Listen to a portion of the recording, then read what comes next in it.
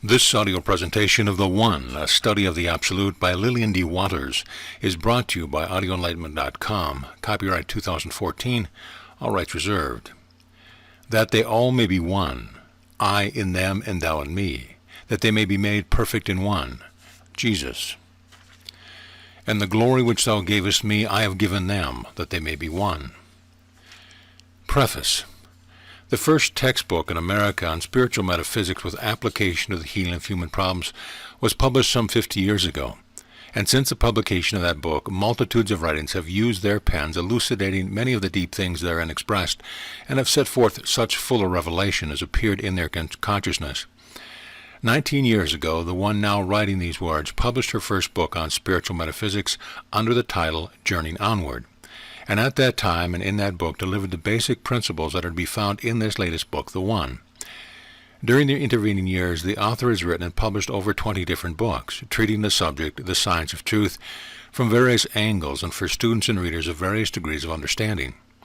In her three latest books called the Kingdom series, the author presented more clearly than any other of her previous writings the finished kingdom, reality or the heavenly world, the Christ within, the nothingness of the personal self, and understanding of that may be demonstrated in his name, the practice of truth.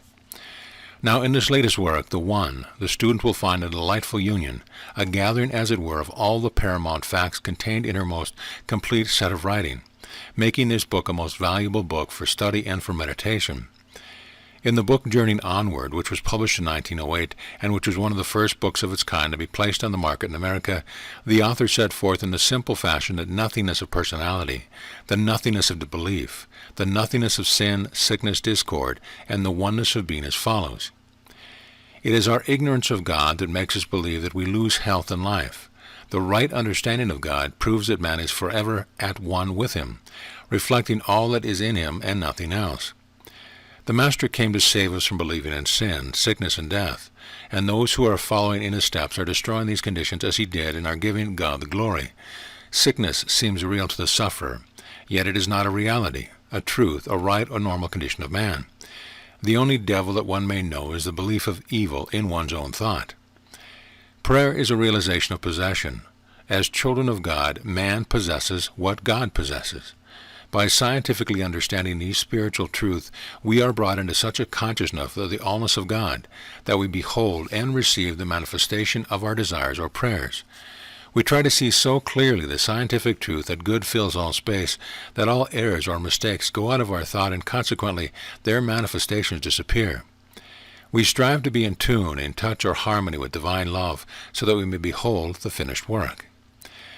What greater vision could one have today than to behold the one life, the one power, the one presence, the one being? Surely this would demonstrate the love of God, the oneness of man, and the kingdom of heaven on earth.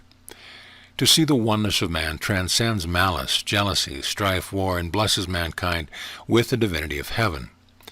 Now, year after year, day after day, we are all approaching near and near the actual understanding of truth, and naturally we are all therefore thinking, feeling, and speaking more and more alike on this subject. This is in itself a demonstration of the oneness of man. What one sees, another sees. What one is having revealed to him, another is also having revealed to him. Only a short time ago there arose in our midst a man of daring and skill, a man so detached from any sense of person or personality that he turned his back to any praise and worship directed to his personal self. A praise and a glory directed to him because with his silent winged companion he had triumphed over the dark waters of the Atlantic. As soon as he had demonstrated his visions, others came forward with the same vision and intent. And today we read in books, magazines, and papers the thoughts and expressions of those who are visioning spiritual heights, visioning a transcension of war, of evil, of death. More clearly, year by year, day by day, this vision will continue until mankind forgets to struggle, forgets to be selfish, forgets to think of personality, but lovingly all will understand that what blesses one blesses all. That truth is impersonal.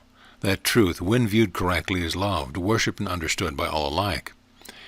The insight of the hour is the joyous recognition of the nothingness of personality and the allness of the one being, the recognition of the unity and the oneness of man. Laying aside all notion of self and of others, we now bring our willing hearts to worship at the feet of him who gloriously ordained, that they may be made perfect in one. The author. Chapter 1. The Nothingness of Personality. At one time, while this world was considered material, there came into it a voice making the daring statement, "There is no matter, all is mind." Slowly truth comes to this world as though this in itself were a device of redemption, from the allness of matter to the nothingness of matter, and the allness of mind, thence from the allness of mind to the nothingness of mind, and the allness of truth is the path of device to this world. In the superb view of the heavenly world as here and now, in the nothingness of both matter and mind, what might be the next step in illumination? Is there anything else separating man from truth except the belief in the reality of matter and mind?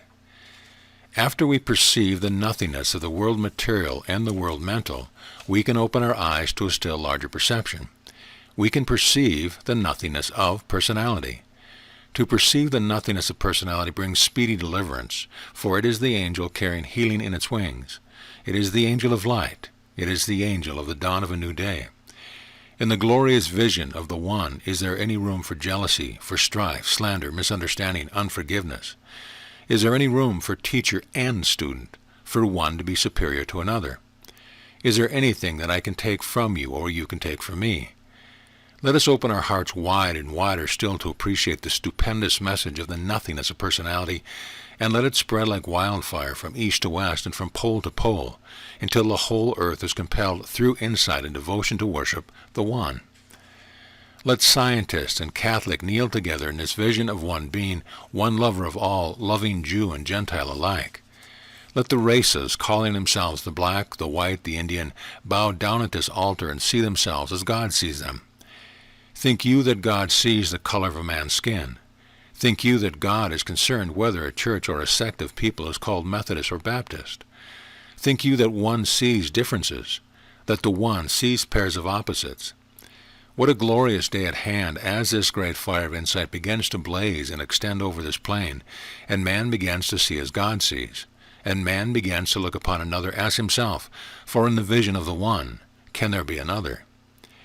This is a tremendous light, which if seen, accepted, and practiced, will open to one the peace and joy of heaven. Of what use would it be for one to affirm, there is but one being, if at the same time he felt hurt because of what someone said about him unkindly, or if he felt himself unjustly treated by another? Our great need is to practice our vision, to practice our understanding. If the One is the all, and there is no personality, does not this automatically discharge these deceptions called disease, fear, hate, and grief? Can God be diseased? Can God fear? Can God hate? Can God be sorry? The One is not emotional, but is the stillness of spirit, unchangeable perfection. Taking away the sense of personality through insight, through devotion, comes to one as though the veil of the temple had been rent in twain, as though one expected the very ones in their graves to rise and walk about on this plain, as though death had never been. In this transcendent vision of the One, we see only a great family of brethren, each the same life, the same substance, the same being. This living fire from heaven burst into our hearts as though a sheet of lightning were seen and felt to strike us with its power and glory, touching us with its glow, its ecstasy, and its wonder. When you believe evil about another, where is your vision? When you feel injury from another, where is your vision? It is taught by the sages of the East that to be robbed by another is to be a robber in one's own heart. To be killed by another is to be a murderer oneself, which means that if one actually knows and asserts the oneness of all being, he will not see another, but will see the one self only, and herein is his protection. There are statements of truth to be held in the consciousness as priceless jewels, such as the promise of the 91st Psalm and the promises of the mighty Jesus. One might, for instance, be placed in seeming danger, his life imperiled, yet if he would declare and know, "Nothing shall by any means harm you," and let this heavenly promise leap from him as living fire from heaven, as veritable truth itself, he shall be immune, he shall not be harmed. Once one had a weapon pointed at him, ready to do him harm, and at that instant he had the vision of the one being, of his man who held the weapon, and of himself as being the same substance, the same being. Fearlessly and courageously he asserted this silently to himself, with no sense of personality, and the uplifted hand of the man who held the weapon remained in that position, nor could it be moved without the consent of the one who knew the truth. The knower of the truth has complete sovereignty. A man enjoying the charm of an evening's beauty in a high-powered automobile was suddenly confronted by a policeman who gave him a card with certain accusations against him. The driver, who had harmed no one, felt immediately the presence of the One as the only being. At that very instant, the card was snatched from his hand by the policeman, who turned quickly and sped away. This latter example is not set proof as that the man should disobey material law, but as proof that when man sees as God sees, he is safe. This is the secret place of the Most High. Now, if one permits himself to act so as to injure in any way the name or character of another, he is injuring himself, for he has seen another, whereas there is no other. With such double vision, he finds the injury that he would do another returning upon himself, because oneself is the only self there is.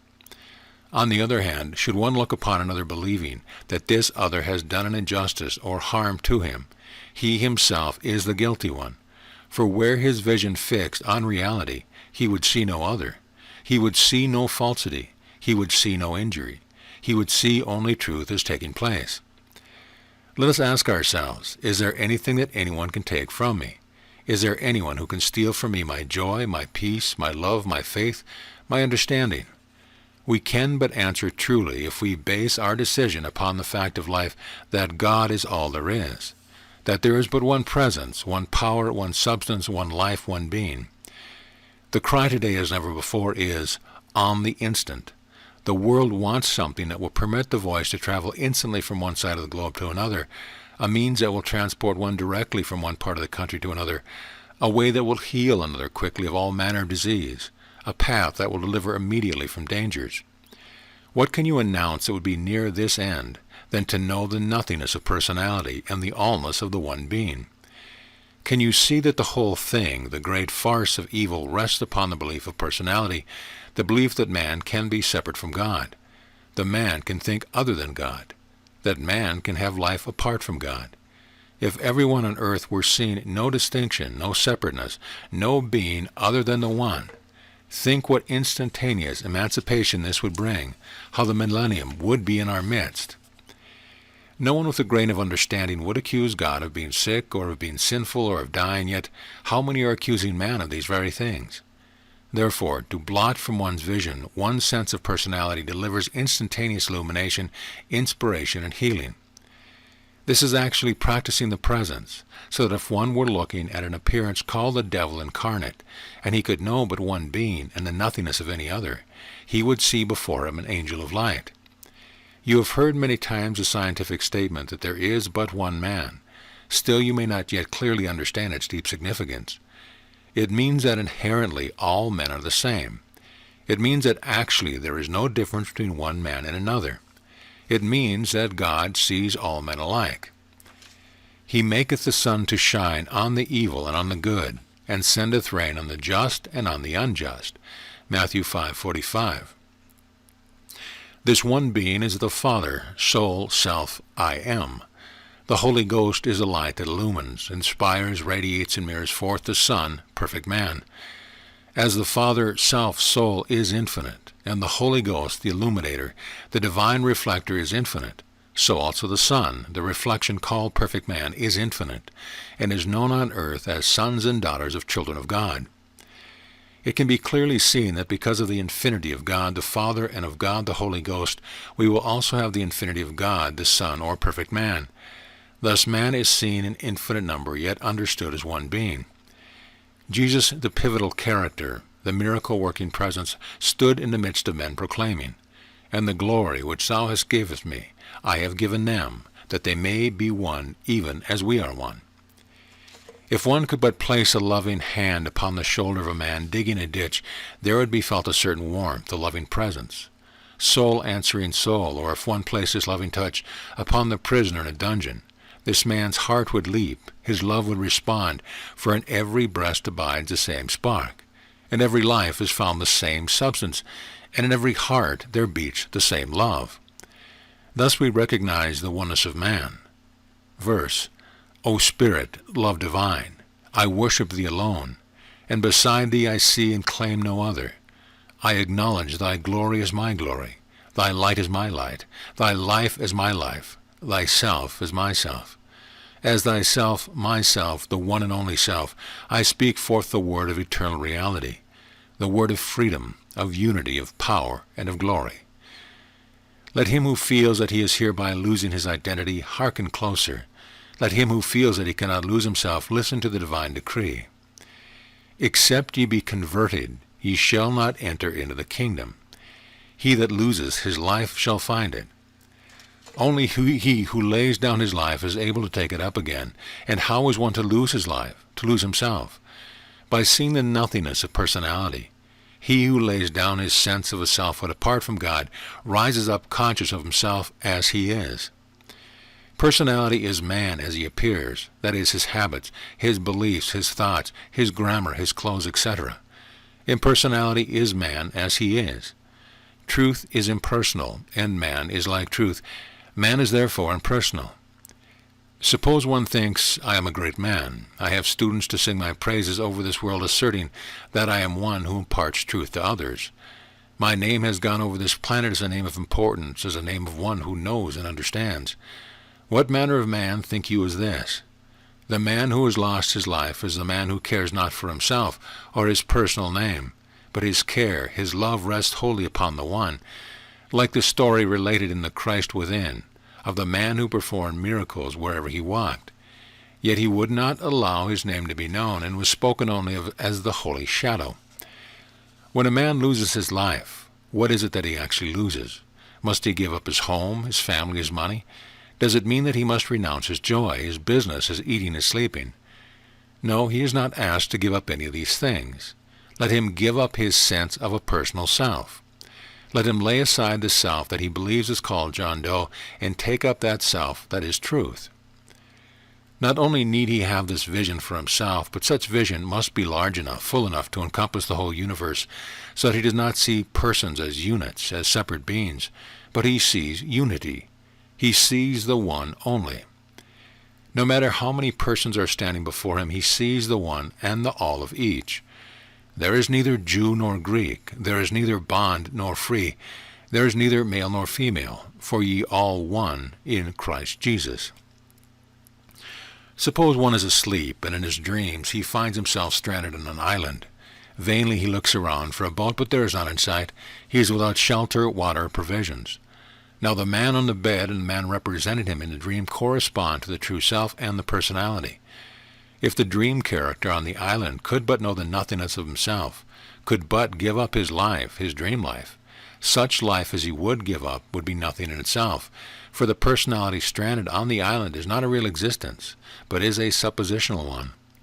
There would be no actual process taking place, no actual change, nothing really happening, for all the time the self would be on the bed and not on the island. Thus, when the one known as John Doe gives up his personality, this is not an actual procedure, for what he gives up is his belief in a man of matter, a dream substance, a man who is separate from the real being, when there is no such man. But he goes through this device, this change that is no change, this act that is no act, this awakening that is no awakening, so that he will consciously know the truth about himself. When the man wakens and finds himself in the bed, then he knows the nothingness of the man on the island. And when man on earth comes into the consciousness of one being and his identity with his being, then he knows and understands the nothingness of the man of sin, sickness, and ignorance.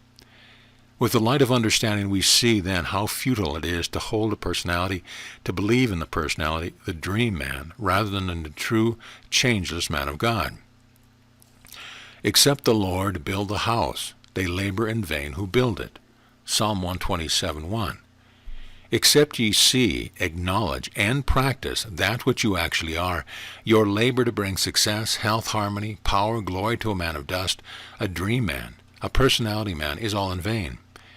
It is time all of us who claim to have a grain of true understanding cast aside now and forever all criticism, fear, condemnation of others.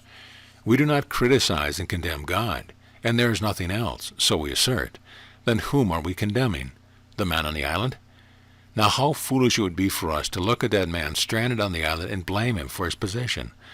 The man we would be judging would not be there. He is somewhere else, innocent that very instant, and our ignoring thoughts would but fall back upon ourselves. Likewise, when we blame others, when we fear others, when we see others, we are but placing fire on our own heads, for a man we are judging or fearing is not present where we are seeing him. He is somewhere else, perfect, innocent, that very instant. He who claims to know truth, let him live truth. Let not him who has put his hand to the plow, his vision on the white Christ, look back. For he that is double-sided is double-minded, and let not that man expect anything from the Lord, his lordship. Fear not that in giving up your sense of self you are losing your identity, for lo, you are but finding it. You are but recognizing that which you eternally are. And which would you rather be, John Doe or the Christ self? Both we cannot be. Actually, one neither puts off John Doe nor puts on Christ, for what he is not he cannot lose, and what he is he cannot put on. Yet this is the way it will seem to him.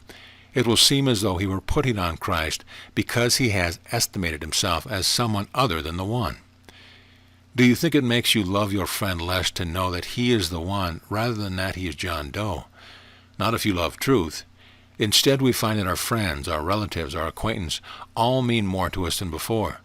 Our love is richer, fuller, and is not based upon personality, but is based upon the real substance itself, so that such love is enduring and eternal.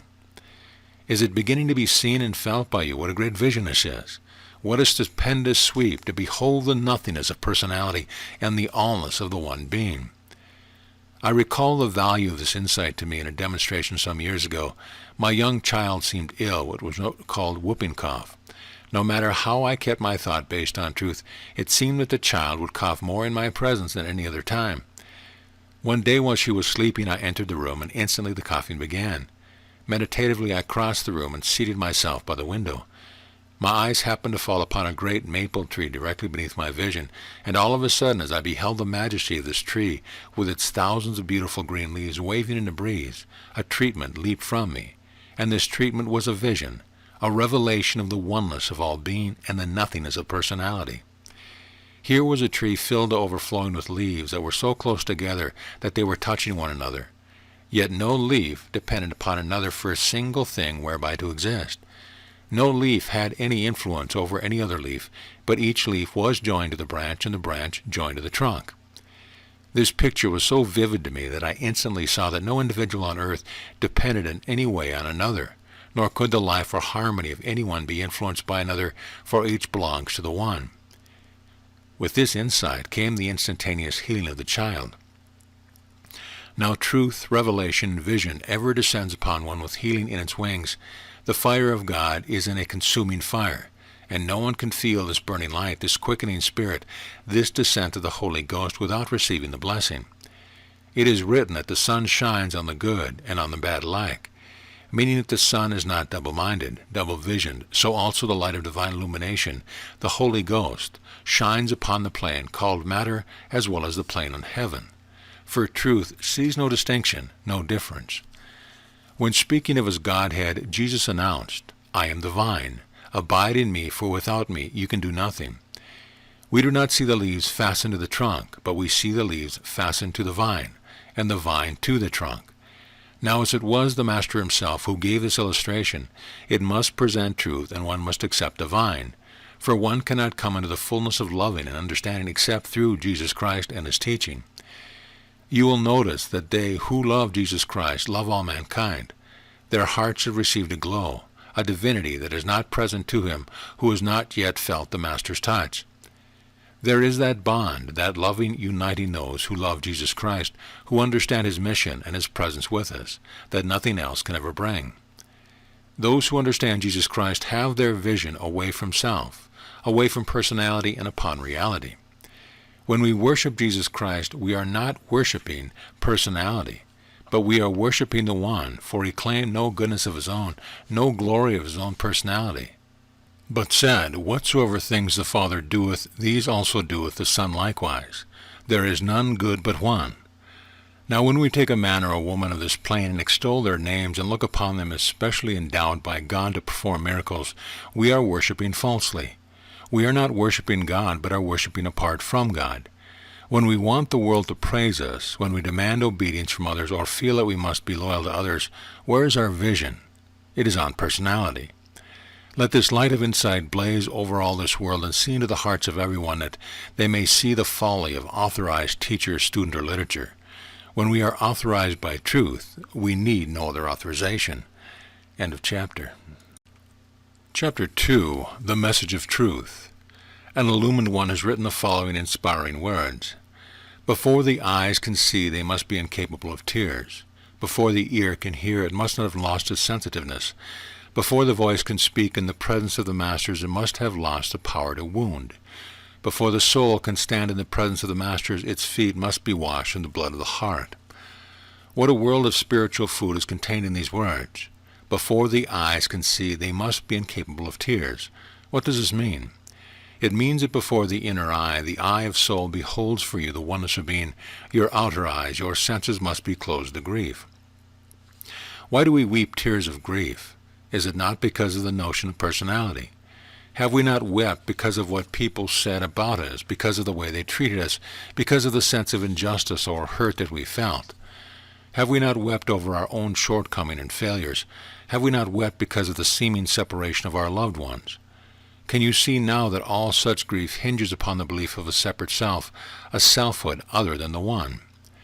If we are seeing and knowing the omnipresence of the One Being, would there be any reason for tears or grief? When we have in us this wondrous vision of the One Being eternally at hand, our eyes will be healed of tears. Before the ear can hear, it must have lost its sensitiveness. Have you not received a message from another that caused you to feel great worry, fear, and misery? Have you not heard others speak when their words acted like a knife entering your heart? Have you not listened to gossip, slander, criticism when it made you confused, fearful, and sick? As soon as your inner ear has heard the voice of the Master, the message of truth, then your outer ears will be dull of hearing.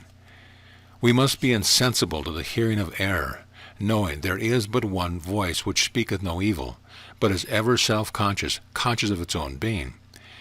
When gossip, criticism, evil tiding reaches our ears and causes not a ripple upon our clear perception of the one and only being, then we find our joy is complete, is lasting, and no man can take it from us. Before the voice can speak in the presence of the Master, the illumined, it must have lost the power to wound. Is your voice the voice of a personal being, or is your voice the voice of truth? When we speak from the consciousness of the One Being and the nothingness of any other being, then our voice carries no power to wound, for it is truth speaking to truth. Before the soul can stand in the presence of the Master, the consciousness of its own glory, its feet must be washed in the blood of the heart. Does this mean that we must suffer troubles, agony, fear, grief, before we can lay claim to a clear perception of the One?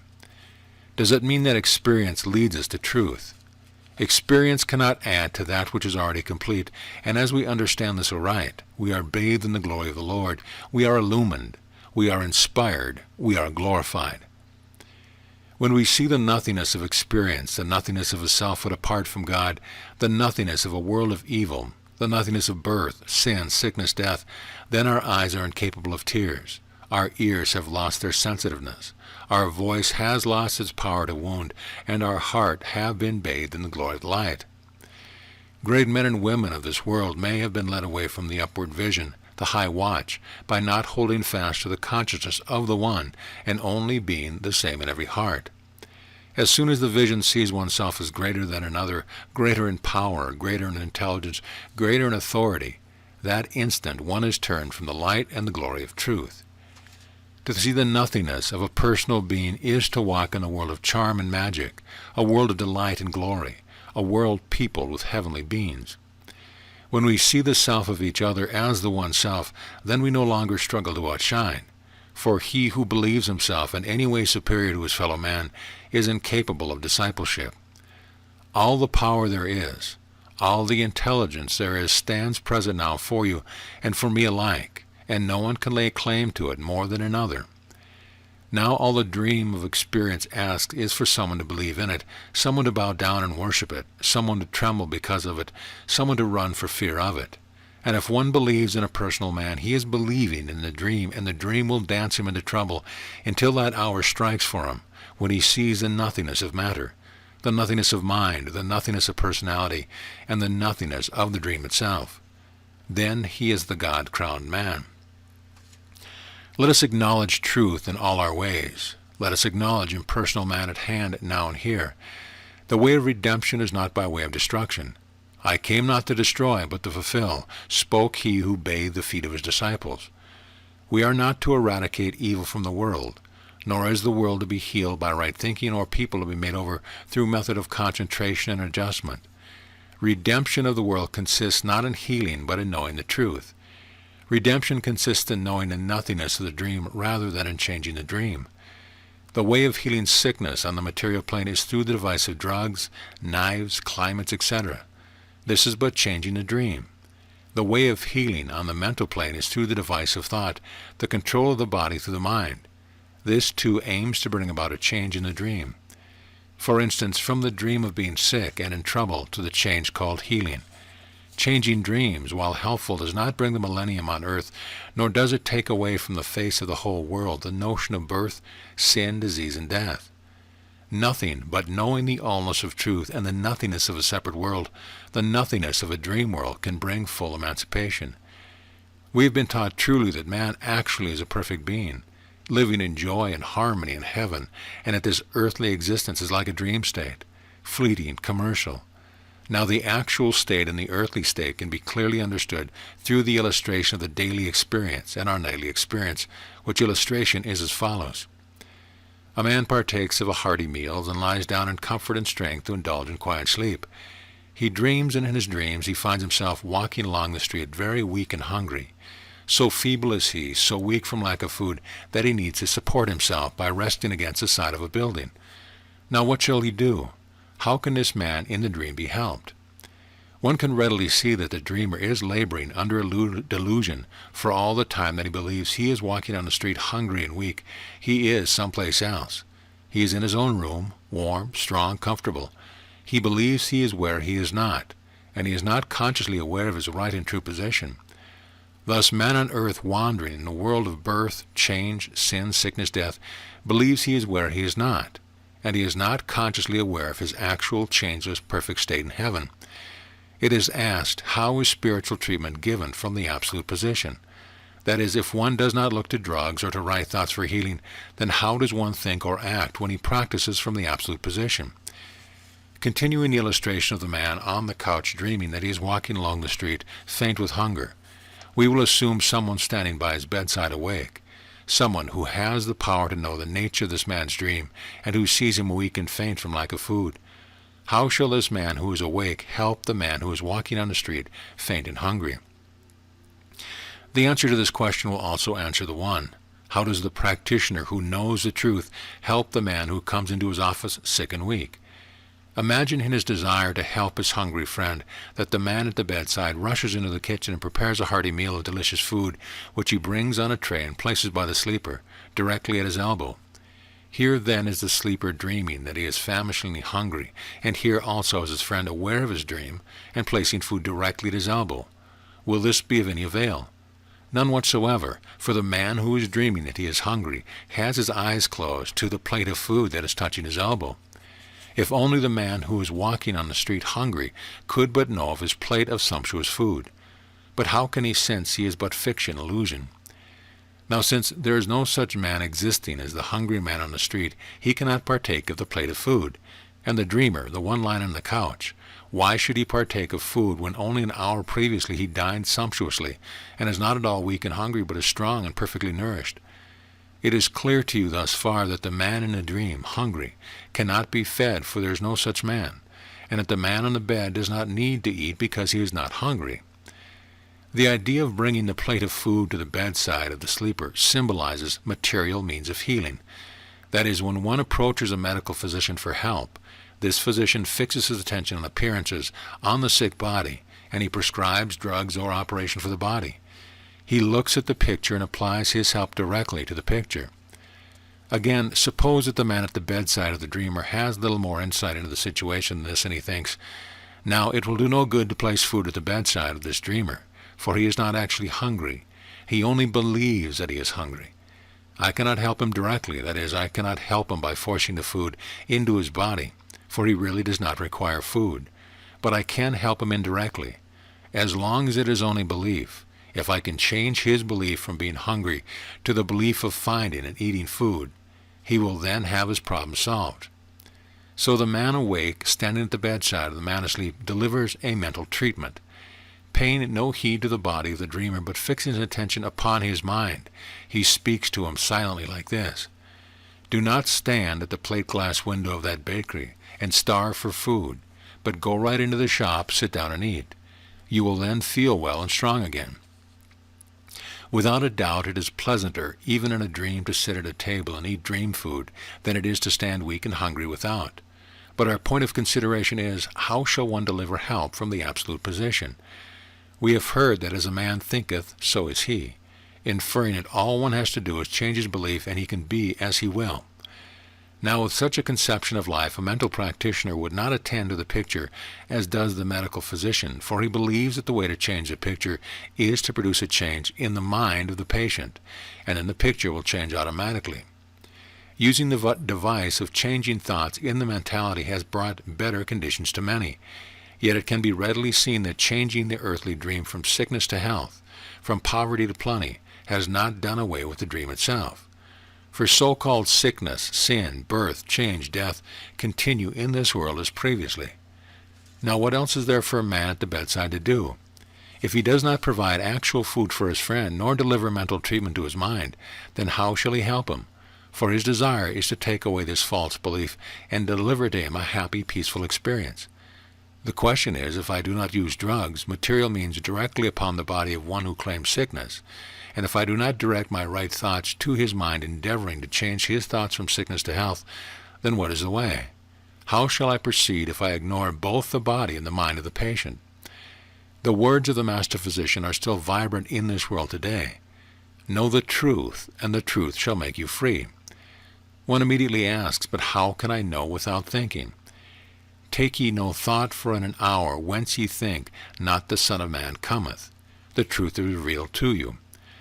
How can one know without thinking? This question may be answered by asking another, how can one get into a mirror without getting into a mirror?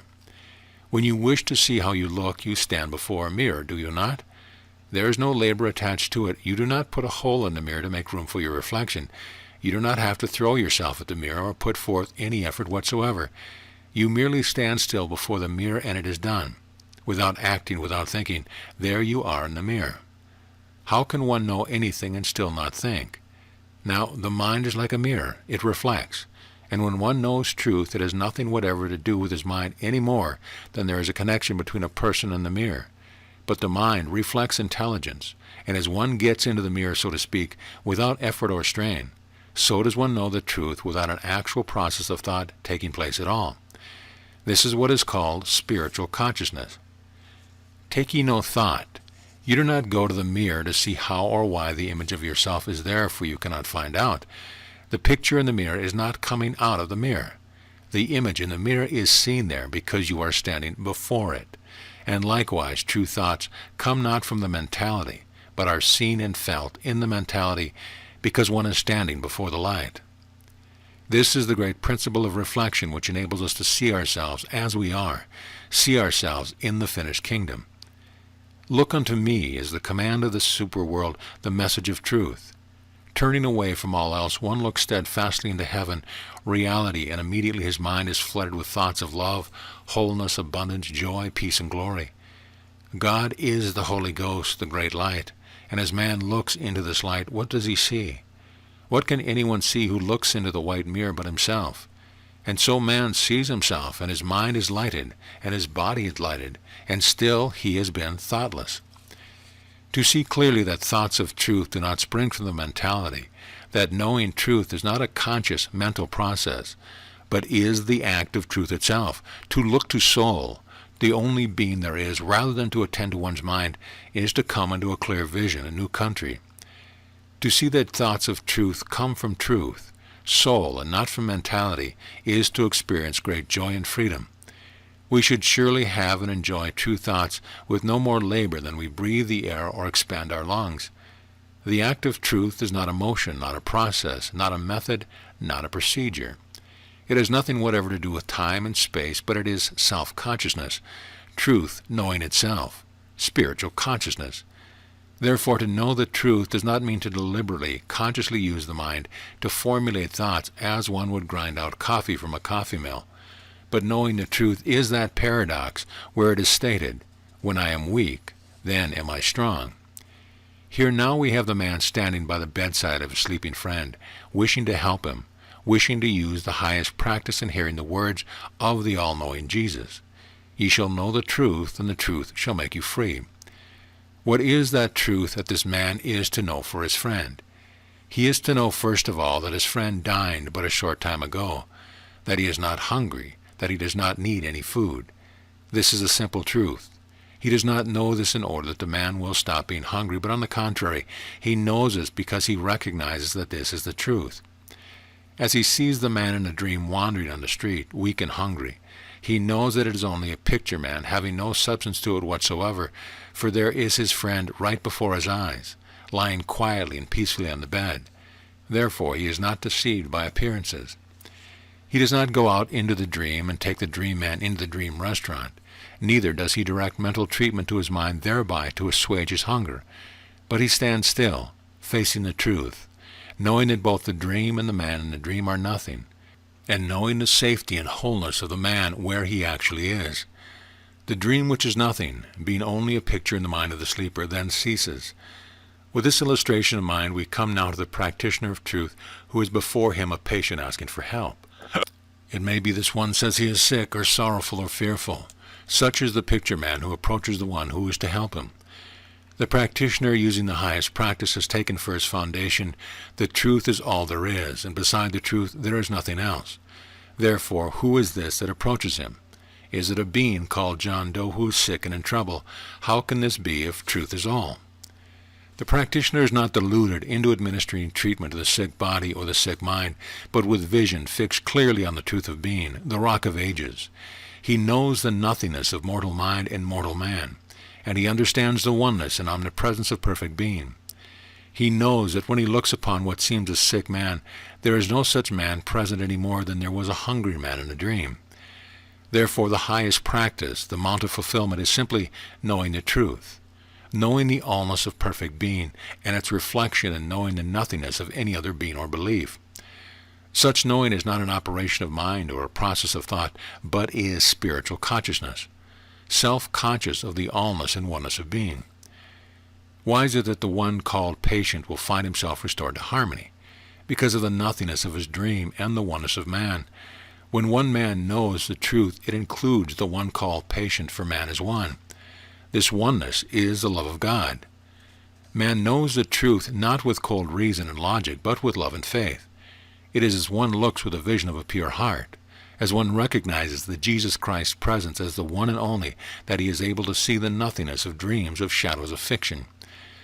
The practitioner clearly perceives the nothingness of personality, the nothingness of any self separate from God, the nothingness of any mind but the divine mind or intelligence which does not dream, the nothingness of any body but the body of truth, the image and likeness of God. It is our ignorance of God, truth, that brings forth these dream pictures of good and evil, right and wrong, but the understanding of the one being enables us to lay hold upon reality, which is at hand untouched by any dream about it. Now spiritual man is not in this apparent world any more than you are in your dream. When you dream that you are across the ocean, you never actually leave your couch, nor does spiritual man exist in a false world, a world of birth, change, and death. Spiritual man is never born, never sick, never dies. When in your sleep you believe that you are falling off a precipice or running from a wild animal, the precipice and the wild animal exist only in your mind, in your belief, and so are wholly mental. Your fear, your suffering in the dream is entirely a mental state, self-created, although you are ignorant of this fact. You do not actually leave your couch to fall off a precipice. You leave the couch in belief only, which is the same as not leaving it at all. You see this clearly and accept it without protest. So in this world, when man reports pain, sickness, trouble, you must also clearly perceive that it is in his mind only, self-created, although he is ignorant of this fact, while all the time he is perfect being, living in a perfect world. Man does not actually leave heaven, the perfect state of life, in order to experience pain in a false world, and to live in a false world in belief is the same as not living in a false world at all. This insight shows one clearly the nothingness of mind, the nothingness of belief, the nothingness of experience, and the nothingness of false man. End of chapter. Chapter 3. Mortal Mind and Matter Explained. Now truth does not proclaim that the way out of falsity is to waken from actual sleep or dream. That is, the way of deliverance is not by actual awakening. For to admit an awakening would be to admit actuality of the dream. Students often say, I know that I am only in a dream of sickness, but I must get out of the dream. They are asked by the teacher, what is the treatment for a man in a dream or in an illusion? And they answer, waken him. Let it be clearly seen and understood that such a notion is not science, for there is no actual awakening to take place, and should one attempt to awaken another from a dream or sleep, he betrays that he himself is deluded. The right treatment for what seems to be man in a dream or delusion is this: there is no man asleep in a dream. You see, the belief that man is in a material world, or is in a dream, or in a sickness is a falsity, a lie, a deception, and must be denounced. Man is not to be taken out of the dream, out of the sickness, out of the false world, but man is to know that he cannot be deluded, and he is to know that a false belief is nothing at all. Nothing at all. Is it evident to you now why Jesus said, take ye no thought, and ye shall know the truth, and the truth shall make you free? Thought of any kind cannot deliver a dream man, for such a man is a no thing, no substance. Nor can any kind of thought place a man where he already is. To know the truth means to see through a deception. To know the truth means to have the spiritual insight which frees you from a false belief. Attempting to awaken oneself or another from evil brings about no deliverance, and trying to take away sickness from what seems a sick man is the very same as endeavoring to feed the hungry man in a night dream. Suppose that one meets a man who is sick and crying out for help. Should he look upon this sick man affirming, now this man is not really sick or in pain, he is only sick in a dream existence, the man would continue to cry for help. But suppose another seeing the sick man and hearing his cry for help knows, there is no dream world, there is no man in a dream world, there is no man suffering in a dream world. The suffering would cease, for the man would be knowing the truth. The emancipator is truth. It may be asked, why do we hear so much about the night and day dream? Why talk in parables and illustrations? Why not give plain answers to plain questions? You will notice that the infallible Jesus talked in parables. He did this for a reason, and the reason is this: the mind will not function to a parable. When one relates a story or a parable, it is the same as though the listener were looking at a picture. He perceives, he recognizes. His mind is without thought, is quiet still, while he is perceiving the facts that are being laid out before his vision. Insight, discernment is taking place, and when the story is finished, he says simply, I see, I understand, it is clear to me. Such understanding has not come to him over the tract of his intellect, but through soul perception. All teachers who present the science of the Absolute, the science of perfection at hand, follow the great master and teach by means of illustrations and parables. For only when the mind is thoughtless does insight take place. Now, how does this all apply to healing the sick? Well, if one is able to perceive the nature of sickness, he will be in a fair way to become or continue a well man. Whereas if one is shown through mental reasoning how to destroy sickness, although he may recover from that particular ailment, he is liable to have troubles under other names at other times. For emancipation consists not in destroying dreams, not in destroying false or evil conditions, but in understanding their nothingness. Thus we see why it is that man cannot actually be healed, why it is that we are not to attempt by any means whatsoever, material, mental, or spiritual, to destroy evil. We see that man cannot actually be taken from this world and its trouble because he is not actually in it. This is the reason that so-called disease continues throughout the world, regardless of all the material remedies of drugs and operations, and with all the mental remedies of right thoughts at hand. As long as there are physicians and healing means, there will be conditions to be healed. All sickness is but false belief in the human or carnal mind, and those who would heal sickness are those who believe it is something to be healed. Thus it can be seen that the only way to rid of what is termed disease is to disbelieve in it. The only way that you can get a picture into a mirror is to place an object before the mirror. The only way to see the picture called disease in the world is to believe in disease. For the picture of disease is the externalization of the belief. Belief is that which casts the picture, and without being there could be no corresponding reflection or picturization. If all the world would have spiritual insight to discern that all picturization of evil and trouble in this world is but the shadow of ignorance, false belief, and would refuse all healing means and simply know the truth, which is know the nothingness of belief, the nothingness of deception, the nothingness of dream and dreamer, and would acknowledge the allness and omnipresence of perfect man in a perfect, changeless world, all false pictures like dreams would vanish away, and man would find himself in heaven, living his actual life. All kinds of devices have been used in this world to free man from sickness and trouble.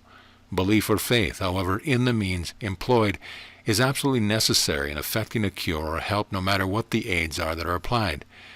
We hear the voice of the Master, "All things are possible to him that believeth." When man is dreaming that he is in the ocean, will his belief that he is in his own room bring him back to his bed? No. But if he could believe this in his dream, it would be a device that would cause the dream to cease. Thus belief as a device is used in aiding man to experience freedom. When the sick use drugs, for instance, and they later say that they have been helped or healed, how has this come about? Is there any power in medicine? No. God alone is power. The drug does not heal because of any intrinsic value it contains, but the person taking the drug has belief either in the physician who recommended it or in the drug itself, or perhaps belief in both, and this belief is a device detaching him from his sense of sickness and often effecting a cure. Since man is already in heaven now, and man is never sick except in belief, which is not at all, he must also be healed only in belief. He cannot actually be healed, for he is not actually sick. He cannot actually be placed in heaven harmony, for the kingdom of heaven is already within him. Thus man is healed only in belief, whether he places his faith in drugs, in right thought, or in truth. One might ask, then why not accept medicine instead of studying truth? For this reason: one uses medicine to destroy or heal sickness, and even though he is cured of a particular ailment, this way still he is liable to other ailments at any moment. One studies truth that he may experience uninterrupted harmony, that he may enjoy absolute freedom, that he may clearly perceive the nothingness of all dreams of sin, sickness, and death, and demonstrate continual peace, joy, and harmony. Many students have the idea that they must continually be seeking truth. They read, study, take instruction with the idea that they are seeking for something, seeking for the truth, that is, that truth is something for which they are looking, something for which they could add to their being, some appendage like a cloak that they would wrap around them. Now, this is not the right understanding of it. I recall at one time when I was earnestly trying to make a demonstration, and it did not come to pass, that I felt all the time that it must come to pass, that I must prove the truth. Then one day, like a flash, it came to me this way: it is not you proving truth, but it is truth proving you. What a difference it makes, and how it turns us directly around. We look out when we look in. How wonderful, how restful, how glorious it is to meditate upon the fact that truth knows itself. Truth is forever conscious of truth and of nothing else. We need not seek truth as though we were looking for something that is hidden afar off, as something which we would add to ourselves. For when we come into the light of true understanding, we find that truth is right at hand, nearer than our breathing, for we ourselves are truth. Truth is our life, our substance, our very being. Now we have heard that mortal mind is all that believes in sickness or evil, and that mortal mind alone creates it. Many may not have a clear understanding of what constitutes mortal mind. The greatest of all teachers said, "How can one enter a strong man's house and spoil his goods, except he first bind the strong man?" This strong man is, of course, the mind. Some people use the term mortal mind as though it was a personal being or a personal devil, as though it were some thing or mind or being that acted against them, causing them to do that they should not do and to do what they should not be. Now, mortal mind, or the human mentality, can be clearly explained and understood. We know that God, divine mind, truth, does not create or sustain evil. If we assert that evil is the product of mortal mind, and then claim the nothingness and fabulous existence of both mortal mind and evil, how are such ideas to be accepted and understood? Let us imagine that the people of the whole universe, or a vast portion of it, are asleep dreaming. In their dreams are millions of people wandering around in pleasure, pain, good and evil experiences. In their dreams are houses, streets, land, water, sun, stars, cities, animal, people. Did God create these? No. Are they real? No. Have they any substance? No. Have they any life? No. Who created them? The dreamers. Is the universe which one dreamer creates any different from the universe that another dreamer creates? No, they are both the same, both nothing. Is this not so? That is, it matters not who the man is that is doing the dreaming, whether a lord or a peasant, the dreams are springing from the same source. Is soul a dreamer? Does truth, the real self, dream? No. Then what is it that dreams? It produces cities where there are no cities, that creates men and women where there are no men and women, that creates a whole universe where there is no such universe, the mind of the sleeper. Since the dream of one dreamer is the same as the dream of another dreamer, we can group all dreams together and state that mind is the dreamer. The mind brings forth a false, an untrue, and unreal creation which has no life, no substance, no being whatsoever, but is wholly a hallucination, deception. We can easily admit that man in a dream can feel pain when there is no pain, can be afraid when he is in no danger, and has no reason to be afraid. For instance, one might dream that he broke his arm, and that a surgeon came and set the bone, and a nurse took charge of the case. Now all the time that he is feeling his arm broken, set and bandaged, his arm is actually thrown carelessly over his head on his pillow, safe and sound. Yet he is in total ignorance of this fact. To him his arm is broken when it is not broken. He is feeling pain when there is no reason for pain whatsoever. He is living in a false world and a false belief, cut off from this world and from this self. Now, since divine mind, intelligence, does not sleep or dream when we state that one's mind sleeps and dreams, and one cannot actually be shut off from this world while in dreams, but that one can be shut off only in belief. In belief, man has a mind that weaves falsity, deception, which have nothing whatever to do with his actual existence in his room and bed. At night, then, he is exiled from his world and his self through what is called a dream in the mind. We come now to man in this world awake, exiled in belief from heaven, blinded to the facts of life.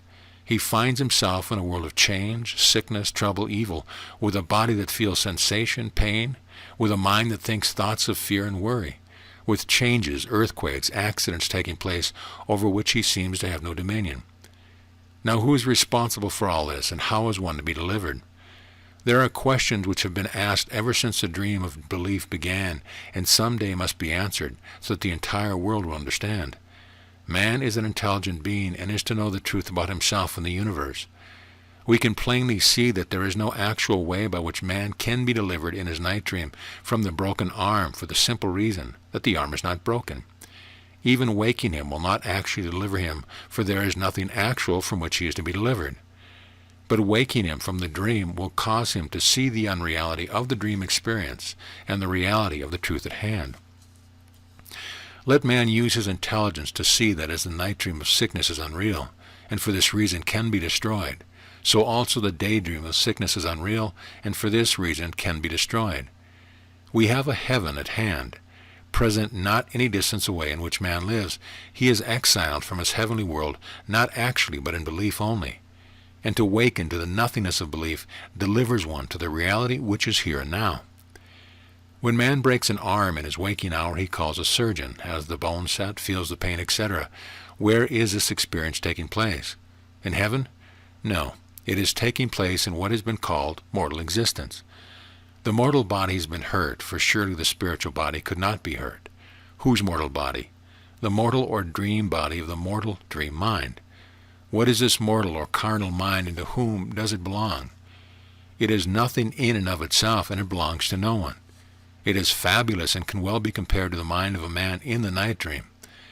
The man in his dream at night, finding himself in the office of a surgeon, having a bone set. What man is this? This is a false man. There is no such man at all. And the mind that is feeling the pain in the arm, whose mind is this? It is a false mind. There is no such mind at all. It does not belong to the man on the bed, for you might speak to him and ask him where he is, and if he is in pain. And hearing you, he would answer that he is not feeling any pain at all, that he is in his own room and in no danger whatsoever. To be able to see the nothingness of this man with a broken arm in the dream, and to also see the nothingness of the mind thinking, believing this experience is the insight which leads you to see the similar relationship between man on earth and man in heaven. The dream man in the physician's office typifies mortal man, a belief man, a picture man, a man with no substance, no life, no actual being whatsoever.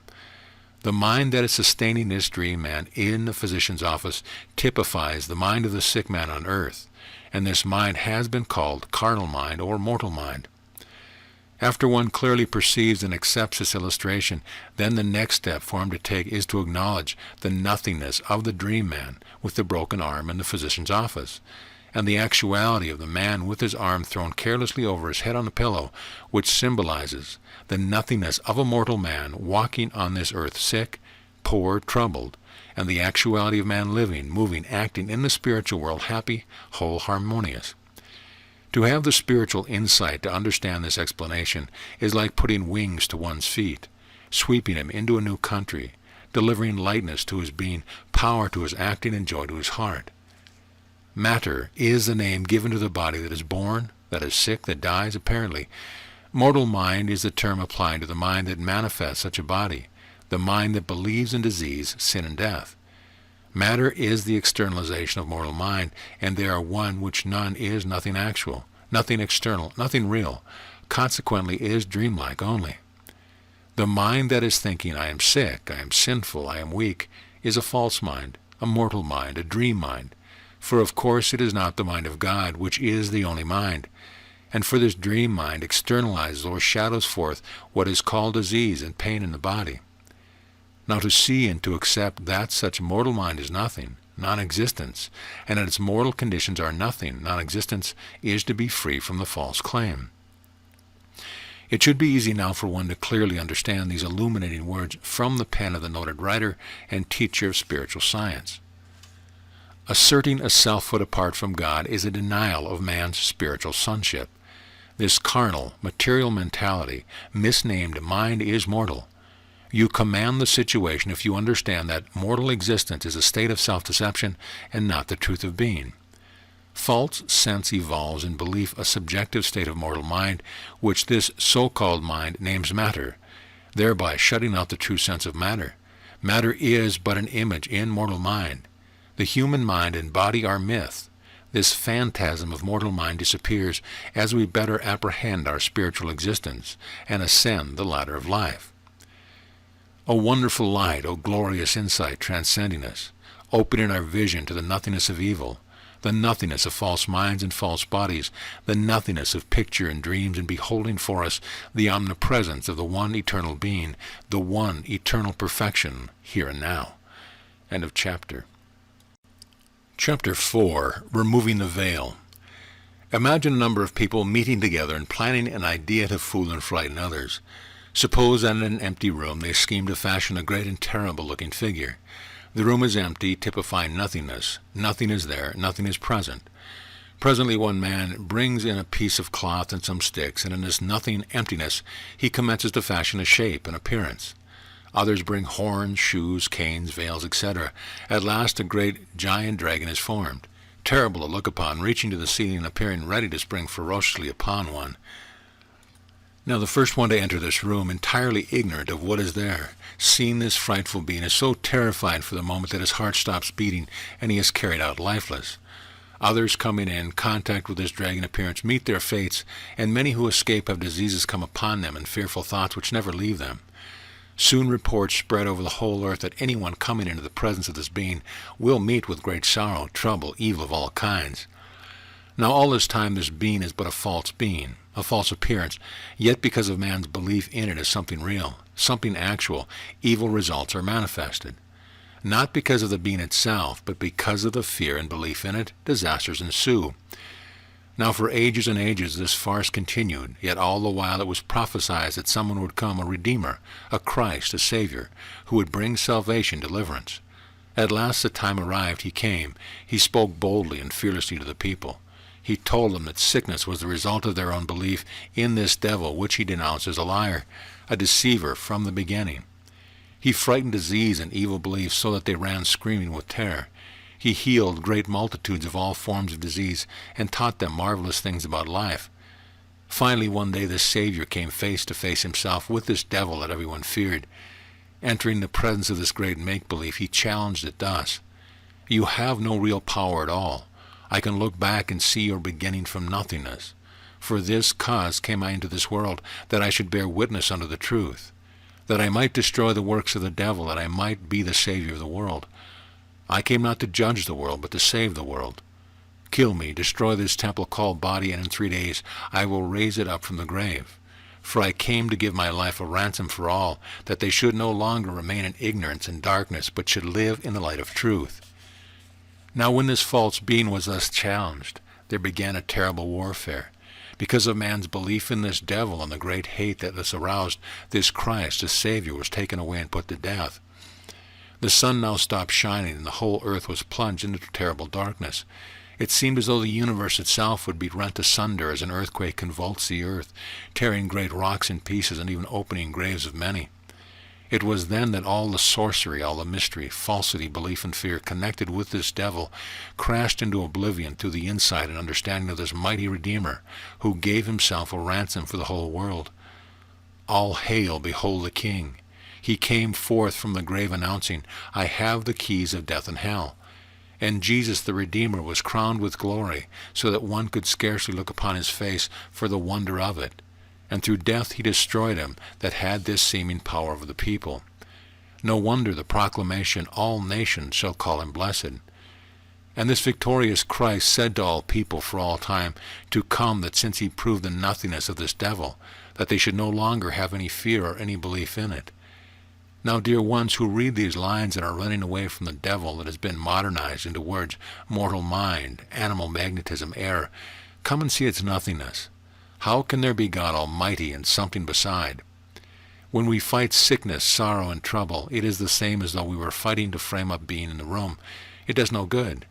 Yet could we but stand in the presence of such an appearance and have a suspicion, an inkling, that it might not be an actual after all, and could we but pull off a veil, a stick, and keep on until it was all uncovered, what would be left? Nothing. Error reduced to nothingness. What greater blessing can we bring to the world than help expose the falsity of any power apart from God? Insight delivers, insight frees, not from evil, but from belief in evil. Therefore the truth proclaims, a false man is nothing, a false mind is nothing, a false manifestation is nothing. The true man, the real manifestation, the world of joy, peace, love, and glory is the finished work which is changeless, eternal here and now. Always in an unreal experience, one is seeing and feeling his own mental creation.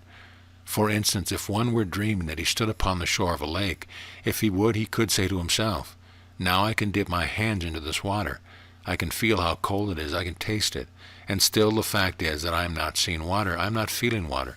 I am not tasting water, for there is no water present except what I myself am creating in mind.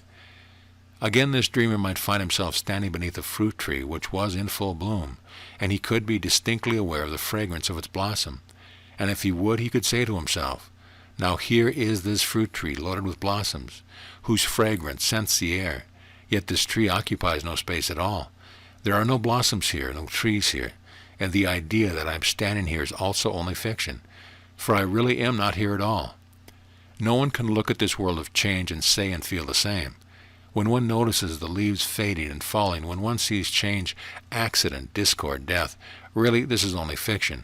For Spirit informs us that all is changeless good, that the kingdom of perfection is right in our midst, and there is only one presence, power, activity, and being. Such is the wisdom one knows when he stops his mental thinking, founded upon his senses, and perceives instead the fact of life. As it is possible for one in losing his life to find it, and for one while walking in the midst of the sea to find himself on dry land, so is it possible for one believing himself to be living in a world of beginning and end to find himself actually in heaven. If one would investigate or study or attempt to understand this material world, this thinking mind, this aging body, he must turn his attention in an opposite direction, the same as if one were to study a rose to understand the history and construction of a rose. He would not sit before a mirror and study the rose in the mirror, but he would turn his attention in an opposite direction. He would look to the rose standing before it.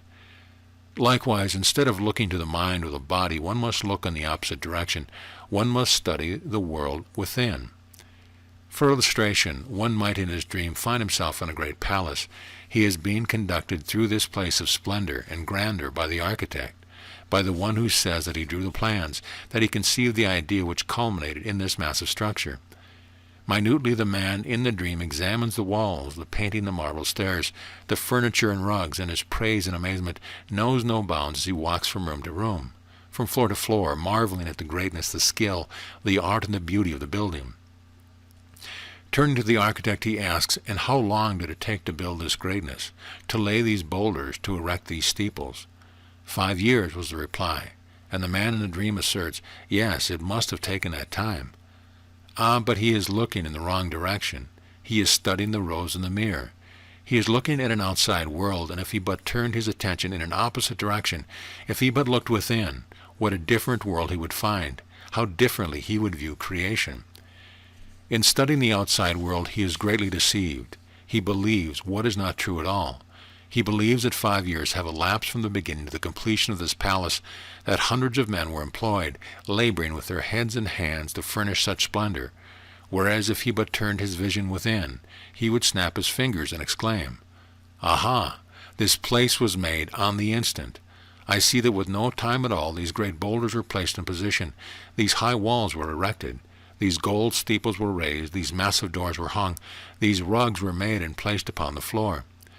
Then looking upon the man who claimed to be the architect and slapping him upon the shoulder, he would cry, "Ha! It was not you who designed this, not you who created it, but it was I. I did it all. I drew the plans with my eyes closed. I placed the boulders and erected the steeples with my hands folded. I secured the lumber, the brick, the marble, the furniture without moving. I alone created, conceived, erected, furnished this stupendous structure on the instant, without labor, without action, without thought." Oh, how wonderful, how thrilling, how different when man looks within, when he sees the naked truth, when he understands the nothingness of an external world. Can you not recall dreaming about some great danger from which you wished to flee, and for some unknown reason you found that you could not move your feet, that they were rooted to the spot? Have you not also in your dreams felt that you would like to scream and shout, yet you could not open your mouth, you could not utter a single sound? Just see how ridiculous it is, that you can be bound without being bound, that you can be tied without being tied. Can you see clearly that such mental bondage is no bondage, is nothing? For all the time that one feels in his sleep that he cannot move, he could easily spring instantly from his bed. Mental slavery, mental ignorance is pure deception. It is exactly the same in this waking state as in the sleeping state. Those who sit in their chairs feeling that sickness binds them, they are being fooled. They are suffering from mental ignorance, for all the time they have a perfect body, luminous as the sun, light as the air. In the waking state, matter appears to be resistance. That is, if you wish to walk out of a closed room, we do not pass through the wall or door, but we open the door. We feel that a closed door obstructs our passage, but did Jesus feel this way? Did he not pass through the walls and doors, and did he not promise that the works that he did, we could do also? No change takes place in the walls through which Jesus passed. They did not crumble and fall, nor did they leave a hole in them as he passed through them. They were exactly the same after he passed through them as before. What is it that makes it possible for one to accomplish what seems impossible for another, even though we are all the same being? Viewpoint.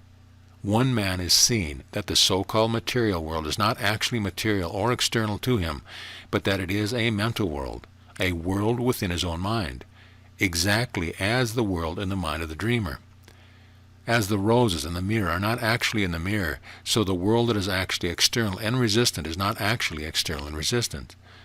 As one in the night dreams realizes that he is dreaming, can have the dream as he pleases, can fly through the air, can become visible and invisible, can speak and have it come to pass, so also one in a waking state or human experience, understanding that man is not actually in an external material universe, but that the universe is within man, can have his world as he pleases, can speak and have it come to pass. Therefore it is the way one looks at a thing, at a condition, at a world that counts. The man who sits before the mirror, studying the form, color, substance of the rose in the mirror, is deceived from the start. His vision is out instead of in. His viewpoint is incorrect. The man who stands before the world of reflection, knowing the facts, having the veil removed from before his eyes, is master of that reflected world. Now man on the material plane may commit sins according to that plane of estimation, but when he has a vision that transcends that plane, he does not thereafter continue in that sin, but on the contrary, that practice at once ceases or drops away from him. Under the perception of truth, evil does not continue in our lives, but is promptly reduced to nothingness, and the practice of evil is discontinued. They who believe that their understanding of the nothingness of evil permits them the license to further indulge in evil with no ill results, sooner or later discover their mistake. Practicing evil in the name of good is not according to spiritual insight or spiritual understanding. The mind is the source of all experience. It has therefore been proclaimed that the wrong thinking of this mind results in the evil that is seen in this world. That is, all evil, sin, disease, death, are caused by wrong thoughts, and to correct or rectify or destroy such conditions, one must introduce the antidote, right thinking. Under such condition, right thought would then produce heaven. Right thought would be the deliverer. Right thought would be the Redeemer, the Christ. But such teaching is not truth. As drugs and surgical operations open a path of escape in the human experience, they serve a purpose and are oftentimes helpful. Then as one emerges from the material plane of material means and methods of deliverance, he may adapt the mental remedy of mental law, applying right thought to his mental experience. And without a doubt, right thought is a great step in advance of material means and is a helping device leading to happier ways in experience.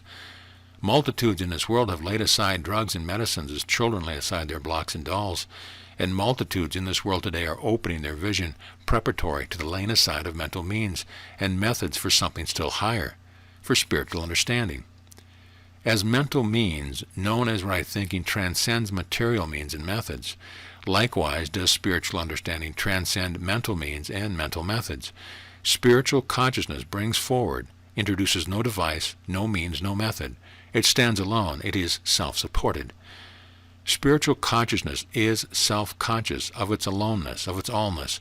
It is the light of light. It is the power of power. It is the act of truth. It is the removal of the veil. The kingdom of heaven is not the product of anyone's right thinking, nor is right thought the vehicle delivering one to heaven. Let man open his vision to perceive that he is already in heaven, even though apparently dwelling on earth, that all kinds of means for healing, whether material, mental, or spiritual, will continue to be used only finally to be cast aside. For man will tear off veil after veil, covering after covering, until he sees face to face, until he recognizes the one as the all in all. Then he may seem to rise from the dead, to awaken as if were a dream, and find himself in the only world in which he ever lived, the perfect world, the city of God, the finished kingdom. As man thinketh, so is he in belief, and as man understands, so is he in truth. You can easily see that at night time in the dream one enters a world that is non-existent. He sees, feels, hears things which are not external and which exist only in his own mind. And it must be the same in this dream of material existence, that we are living in a world that is non-existent, a world that is not external to us but exists only in our own mind. We see, hear, feel things which have no actuality in truth, hence no actuality at all. It must be that as one can be shut off from this world in the night dream, although he does not go out of it, so one is shut off from the spiritual world, heaven, although he never leaves it. It has been said that man looks out upon the spiritual world the same as he looks out from his bedroom window upon the world before him. Looking from this window, he can see the world only inasmuch as this window will allow. He can only see what is within a radius of his vision. There are miles of land, there are trees and skies which are near enough to him, but which he cannot see owing to the diminutive size and position of the window. Now after this fashion man looks out into the land of truth. He can behold only according to his spiritual vision, according to the opening through which he is looking. Could he but tear the veil from his vision, rend the covering from his face, he would see face to face. He would see as God sees. He would behold perfect man and perfect universe. End of chapter. Chapter 5. Absolute Science. Absolute science is the message of the finished kingdom at hand now. It is not the science of health, but it is the science of wholeness. It is not the science of right thinking, but it is the science of intelligence. It is not the science of mind over matter or mind over mind, nor is it the science of progression or evolution. Absolute science delivers the message of perfect God and perfect man, one being, untouched by any dream or belief. It is the science of illumination, the science of insight and understanding. I came to redeem and not to destroy, to utter the Lord of heaven and earth. The way to redeem unreality is to see that it is unreality. The way to redeem a dream is to see that it is a dream. Only believe, entreated he. The door out of a dream is the door of true belief, for true belief leads to understanding. Redemption is vision, perception, understanding, that one cannot destroy the things in a dream, that one cannot destroy a shadow or an illusion. Renunciation is giving up ignorance, giving up belief in matter, mind, and personality, renunciation of that which is already nothing. What is the meaning of the word absolute? We really cannot define spiritual things in material terms.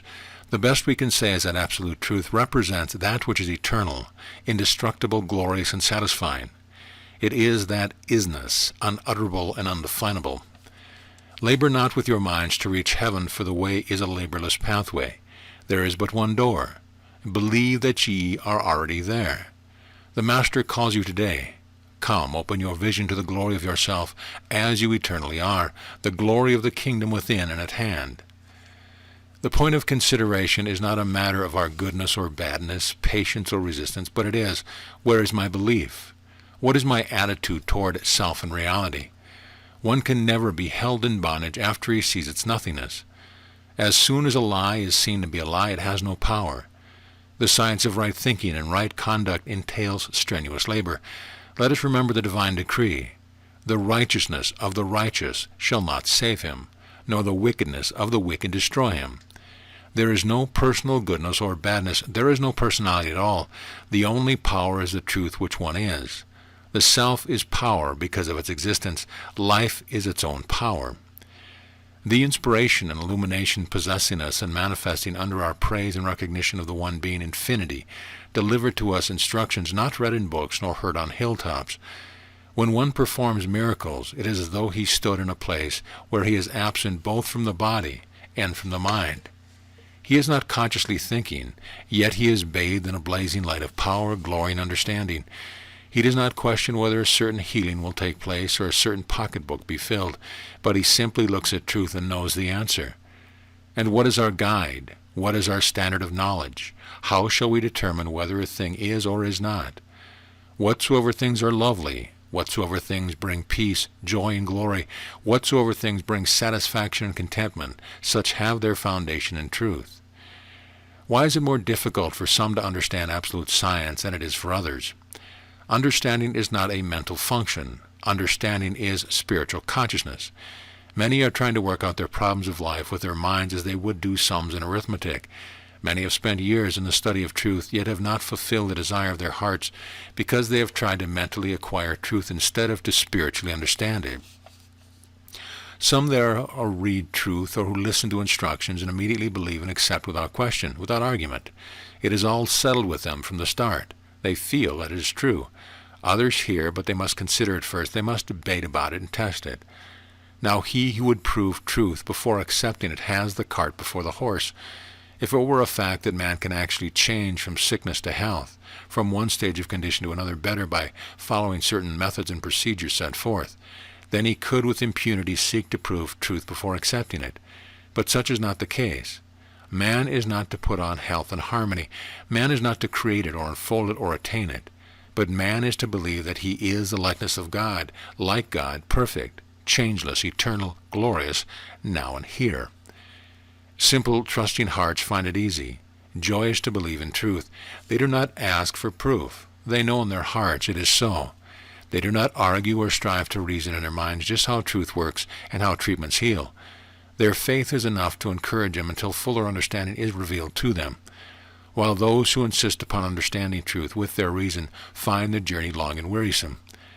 Now one person may read a book that contains wonderful spiritual understanding, a new and fuller presentation of truth, and still it may make no impression upon him at all.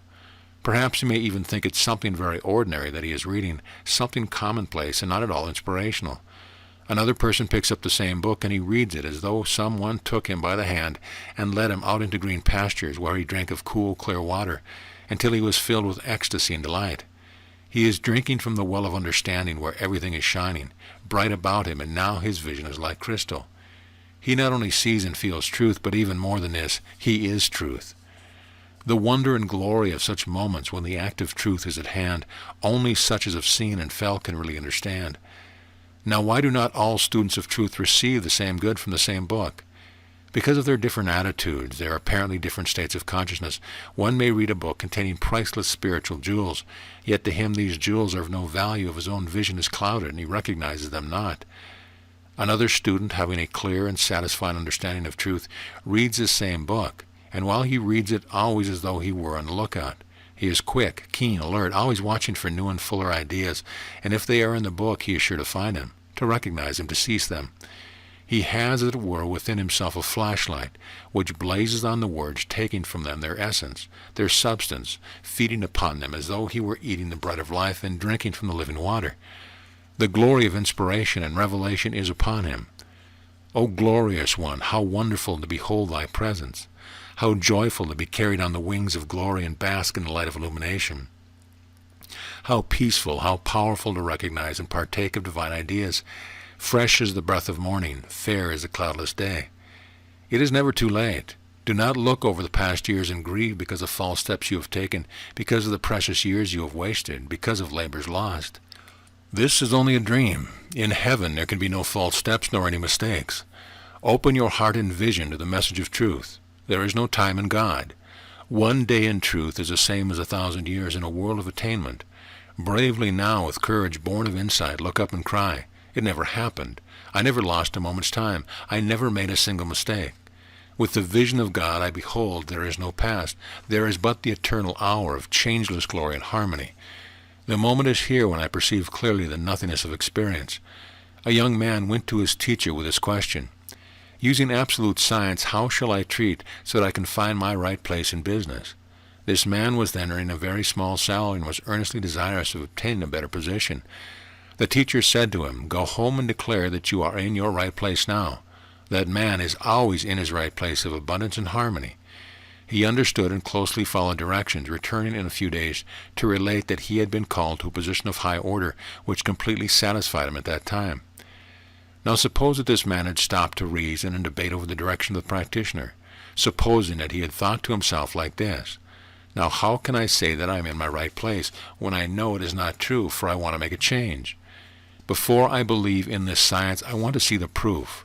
When I have a good position offered to me, then I will have some faith and belief." The demonstration would not have been forthcoming.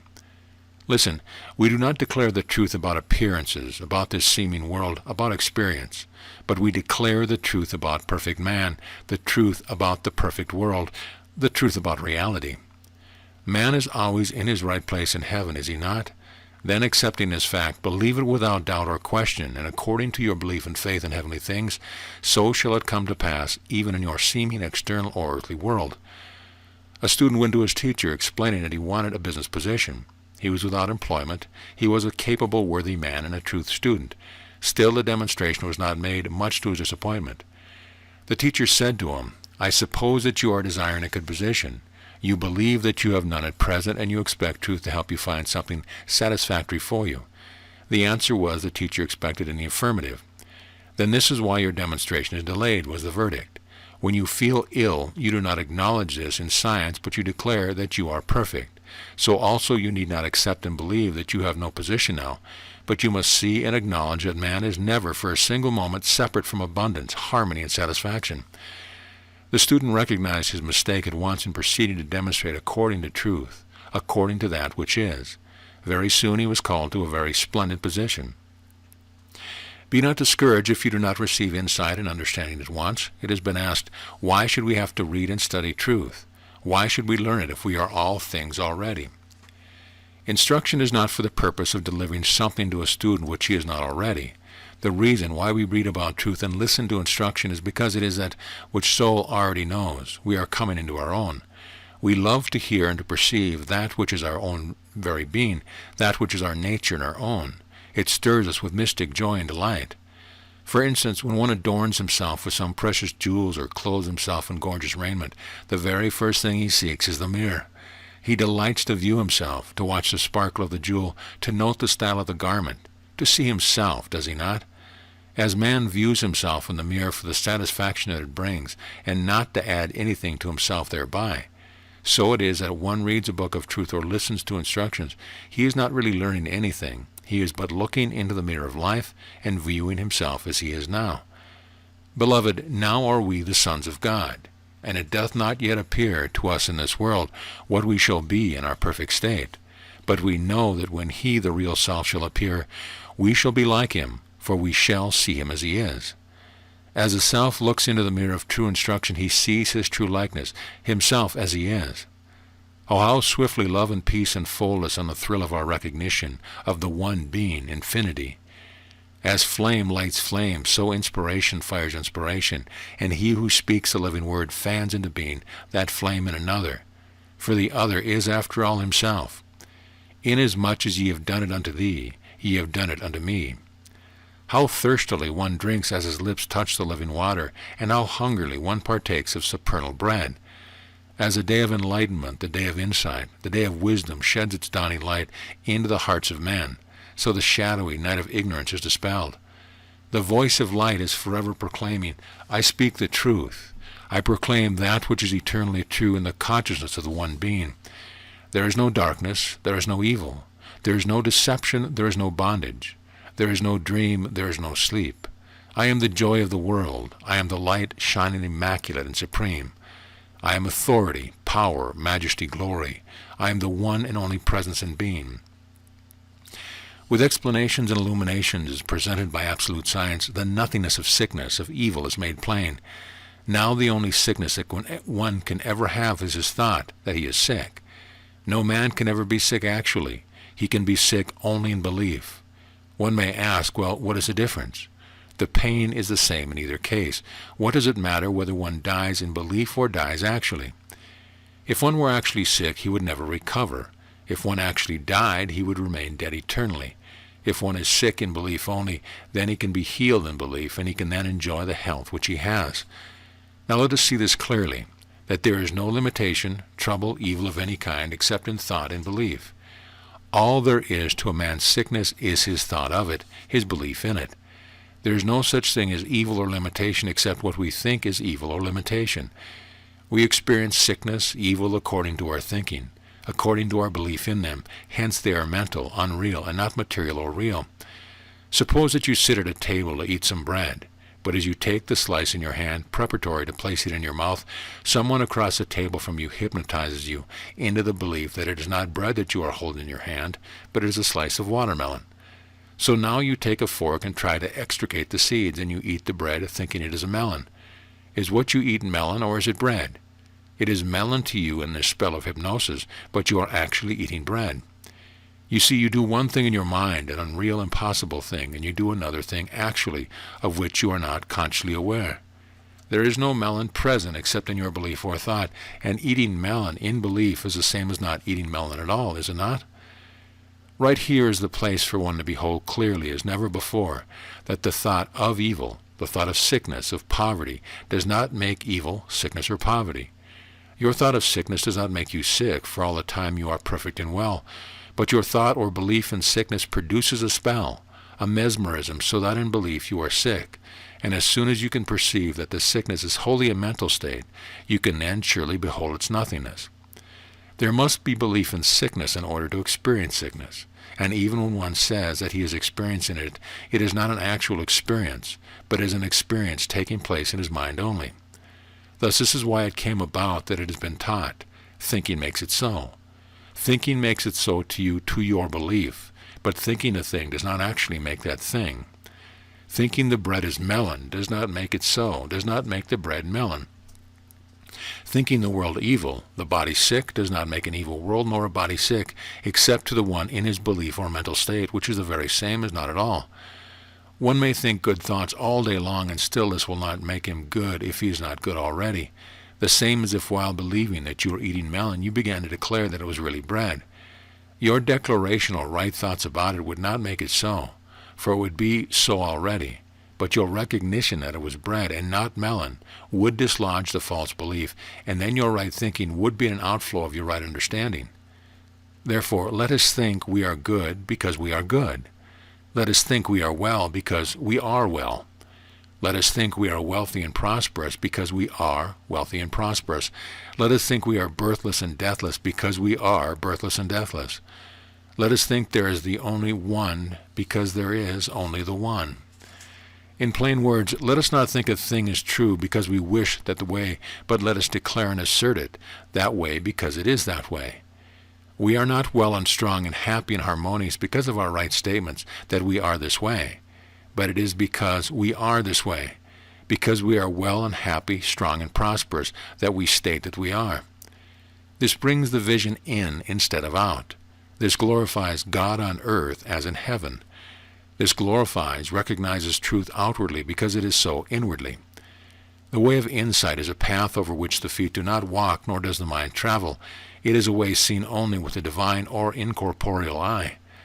Let us know and acknowledge that we are as perfect and as immortal now, this instant, as we shall ever be. One who looked toward the heights boldly wrote, "Stop talking about God and his idea and speak unto majestic deity face to face. So shall majestic man arise, victoriously daring. To be charged to overflow with irresistible miracle-working spirit while yet in the flesh. To be the radiance of buoyant joy while yet walking among the sons of man. To shed perfume of healing and strengthening and illuminating while yet speaking with us and smiling upon us. This is the final Christian ministry. This is the bloom of full obedience to the sacred edict, look unto me." End of chapter. Chapter 6, Demonstration. The crooked shall be made straight, for they are straight already. The sick shall be healed, for before they call they are answered already. Those who ask shall receive, for no one can ask for any good thing which is not at hand already. It is asked, where does illusion end and reality begin? All beliefs involving rightness and wrongness, goodness and badness, comparisons and opposites are unreal. When healing is revealed to us as being present, it seems that the illness ends and the reality appears. But the reality was there all the time, even when the illusion of disease seemed to be present. Right in the midst of the greatest problem is that problem's annihilation, is that problem's extinction, is that problem's non-existence. Right in the place where illusion holds sway is truth, victorious alone, supreme, mighty in all. Harmony, beauty, love, unspoilable, unchangeable, and immortal goodness, life and intelligence constitute perfect man, the God being. Eternal man is never in a mortal world, never in a world of illusion, but is always at the standpoint of understanding, always knowing the allness of truth and the nothingness of a so-called material or dream world, and always experiencing that understanding. The perfect universe is the expression of divine mind and divine ideas. Anything that we see in this world which shows forth beauty and harmony and delivers joy and satisfaction has its substance in truth, and is forever existent, is forever life expressed as life. But anything in this world that is not good and lovely we may be sure has no life, no reality, no substance back of it, and so is purely delusion, deception, purely non-existent. Everything that is real and true, that is good and desirable, is what is called in the Bible the creation of God, and is not a mental or dream creation, but is the actual true universe. This creation of God is not originated, but is the eternal identity of spirit. It is not the way one looks at a thing that makes it the way it is, for the way it is immovable. One may dream at night of using a telephone, for instance, may take the instrument in his hand to use it, and to him it may seem broken or out of order. Yet he is not actually using the instrument, but is using only a symbol of it, using his belief of it. For the actual telephone does not exist in the dream world in which he is in belief, but exists in this world.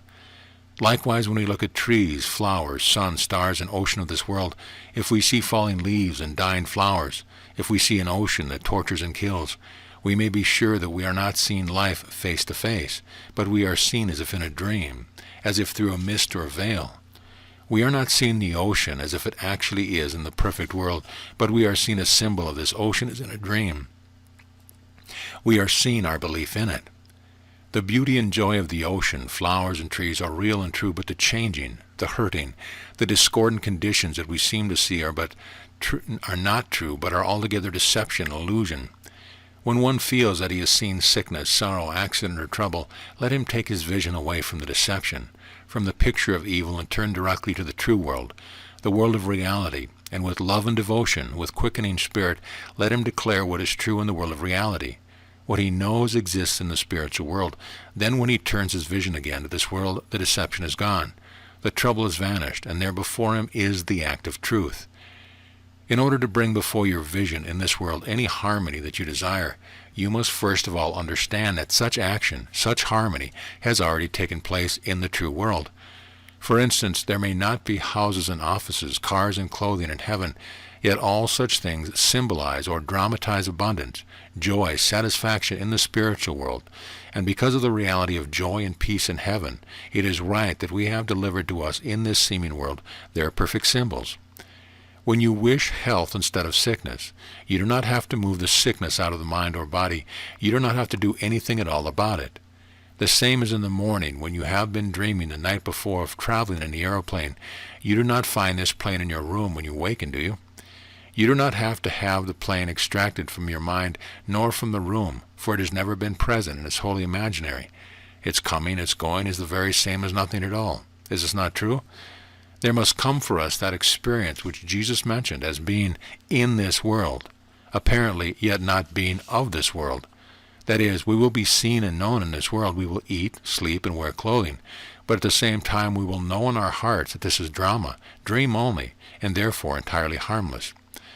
Man in heaven is constantly feeding upon truth, the staff of life, and this reality is expressed or symbolized in the human experience as man partaking of material bread to sustain his physical existence.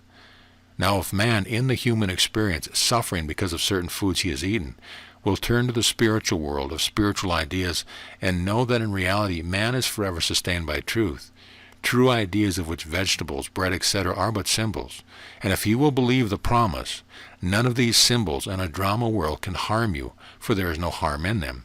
He will find his suffering gone, for he has had a glimpse of heaven. In the final analysis, we do not have to leave this earth, for we are not really in it. We are therefore not to leave earth for heaven, as has been the popular belief for ages past, but we are to understand the word, "Thy kingdom come on earth." The kingdom of truth is to be recognized as here on earth, for the earth shall be filled with the knowledge of the Lord, as the water covers the sea. The earth of birth, change, sickness, sin, and death shall disappear in belief, and instead shall be seen and known the heaven which is here, actually at hand, and in which we are now actually living. While we are still on earth, in belief, there will come for us the illumination that we are in the kingdom of heaven. The practice of healing is not an art, nor is healing dependent upon one's spirituality. There is nothing to be done by one to cause him to be more spiritual. One does not have to do anything to be what he is. But man is to see the nothingness of personality, personal goodness or personal badness, and is to see himself as he is. Man is not to be delivered by any means or methods, but man is to be delivered by truth. The external and the internal means are not sufficient to bring emancipation on earth. There are no means needed to help man, so man should not look for a method of deliverance. Only that which is can deliver man. Such is the message of truth. Now students will wander from one teacher to another teacher, from one book to another book, until they reach that teacher or that book which satisfies them, which strips the scale from their eyes. Then they continue to study for the joy of it and to feed upon the bread of life. We are not asked to bring about our glory and our perfection. We are asked only to acknowledge it. We are not asked to destroy evil, but to perceive that nothing shall by any means hurt you. True instruction is simple. When one finds that instruction is labor, he may be sure that it is not true instruction. What are the demands of truth? Does it ask you to be educated in college? Does it require that one dress or eat or pray after a certain fashion? No. Truth demands our love, our faith, our belief only. Neither medicine, nor metaphysics, nor even death can achieve the end of matter, the end of evil. Truth is the only deliverer. The end of any deception is the perception of its nothingness. It is not a matter of education or evolution. It is not a matter of rolling up one's sleeve for an attack, for strife and warfare. Rather is it stillness. It is not mental energy, nor vigorous denial, nor strenuous affirmation. Rather is it insight that delivers the end of the physical body, the end of evil, the end of a material world. Healing takes place when one has the insight to understand that there is nothing to be done. It is not a question of using truth, for truth cannot be used. Mental acrobatics, realizations are steps on the way, but they are not the goal. It is said that the shortest distance between 2 points is a straight line. Even as authority can be set aside, transcended, for the shortest distance from man to truth is for man to be truth. There is no distance between man and perfection, between man and reality, between man and truth. Treatment, the highest practice, is a recognition that there is no distance, no change, no time, no space in omnipresence. The message of the kingdom is not how to have, but it is the study of reality present. True instruction removes from one the belief that power is in the body, that power is in the thought, removes from one the belief that he is not perfect now in body as well as in consciousness. God made man in his image. Body, therefore, is not flesh, but is the expression or likeness of truth. Body is self-manifested. The treatment is, I acknowledge the one presence, the one power, the one being. I acknowledge that I live in the love, in the faith, in the heart, in the glory of truth. I acknowledge the nothingness of mistakes, of past failures, of ignorance, of dreams. I acknowledge the mind of Jesus Christ ever present. I acknowledge that there is no separation, no departure from truth, no return to harmony. There is no bondage and there is no escape. There is only the one being, the being of changeless love and glory. Now healing power operates upon that which is already nothing, for of course it is plainly seen that truth could not operate upon that which is perfect. We sometimes hear one voicing something like the following, I know that sickness is false, and I understand truth clearly enough for the body to manifest it. Let it be perceived that the rope that may appear as a snake can never be less than the rope, and one would not say, and the rope must manifest it. Truth is as true and as ever present in manifestation as in spirit. The character, man, including the body, is as perfect as God. It is not a process of manifesting, it is manifested.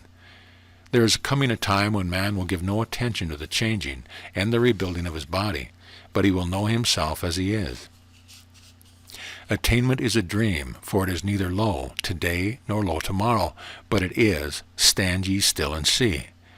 The charm about right instruction is that it comes to one as drinking from a fountain that satisfies, as walking in green pasture amidst exquisite love and peace. Healing under true instruction is not a matter of sitting in any certain position of the body, nor breathing in any particular fashion, nor praying with any special phraseology, yet such methods may seem to help one in his journey from earth to heaven, which is really no journey at all. The treatment which delivers truth, which delivers harmony, freedom, is that treatment which stands upon nothing but leaps out of one unaware. There is a power in man that acts not because of man's thinking, but in spite of it. It is insight. It is the act of truth. Gradually this truth will reach over this whole earth, that man is like God, that he cannot be sick, that he cannot be sinful, that he cannot die. Then shall we begin to see the real man as he is, and dream of matter, mind, and personality shall be forever past. Often when giving treatments it seems that the truth responds to one person more than it does to another. Why is it that one can declare the truth and have a demonstration instantly at hand, while another may declare the same thing, the same ideas, and there will be no proof, no demonstration at hand? Is not the word of truth quick and mighty? And is not the truth impartial, looking upon one the same as another? Now all of us have heard of wonderful demonstrations being made following such simple declarations as God is love or God is omnipresent. Yet one might repeat these very words when in trouble and they would bring no help at all. Why is this? If truth is changeless and if the self of one is the self of all, then why are not results the same in all instances when words of truth are expressed? Let one who has faith, belief, or understanding speak the word, and let his eyes be closed to externals. Closed to that untrue manifestation which seems before his vision, and let him speak the word, God is the only power, or God is omnipresent, as though these words were rushing out of him like devouring flame. Like some living thing, and lo, the healing takes place, truth is fulfilled. Another, while speaking the same words, the same sentences, has his mind fixed on the external world around him. He is speaking to bring about some result. He uses the words as though they were knives to cut. He says, I will believe in truth when I see results, and when I am healed, then shall I go about to heal others. Such ignorance is like seeing truth through a veil, or like running with feet in shackles, and such is not the living word, but is a dead formula delivering no joy, no freedom, no glory. Here the word has been used to accomplish something, used with the notion of changing and correcting something. This one believes in time and cause and effect. He uses the words as his words, rather than as the word. He uses the words with an idea of accomplishment. When one utters right words, yet places upon them his own conception, when one uses the right speech, yet his vision is to the material world the mental law, the notion of personality, his words have no life in them. When one speaks the word because it comes out of him rather than comes into him, then the words are alive, then his desire is fulfilled, because such words are truth. Many are the testimonies given publicly in church detailing one's fears, pains, and delays, and even though such testimony finally ends with a recital of deliverance, the main fact, the paramount event should always be that one has come face to face with truth, that one has heard the voice, has walked with the presence in the dream. The darkness should not be described or pictured, but should quickly be dropped from the mind. There is a health, a body, a world that transcends one's highest idea and imagination, and is not a creation leaping from any mental activity. Lo, this health, this body, this world is prepared, it at hand, shining white transparent. Take away the belief that man is asleep, is dreaming, is in a delusion, is in a false world, is in a mortal body, is separate from God, and here stands man in all his wondrous glory in the measure of the fullness of Christ. Let us behold that we are neither young nor old, that we are neither asleep nor awake from sleep, that we are not in a body nor out of a body, but that we are that which is. Let us behold the one as all there is. We note that the blossoms on the tree need sun, heat, moisture to transmute them into ripened fruit, and so it seems that teachers, books, instructions act upon the minds of individuals similarly. Students submit the rules and laws of teachers and organizations until that hour strikes for them when they perceive the oneness of being and the nothingness of personality. Thereafter man is not like unripened fruit, but he listens to sermons and to instructions for the joy of it, for the ecstasy and the glory of it. The man of insight will obey no law of teacher, church, or organization. He will not be fettered or bound. He will not be shackled by the notion of any authorization. He will have nothing imposed upon his liberty and freedom. As children finally leave dolls and toys for higher delights, so man finally leaves the living fire within, delivering to him the consciousness of the nothingness of personality and the allness of the one.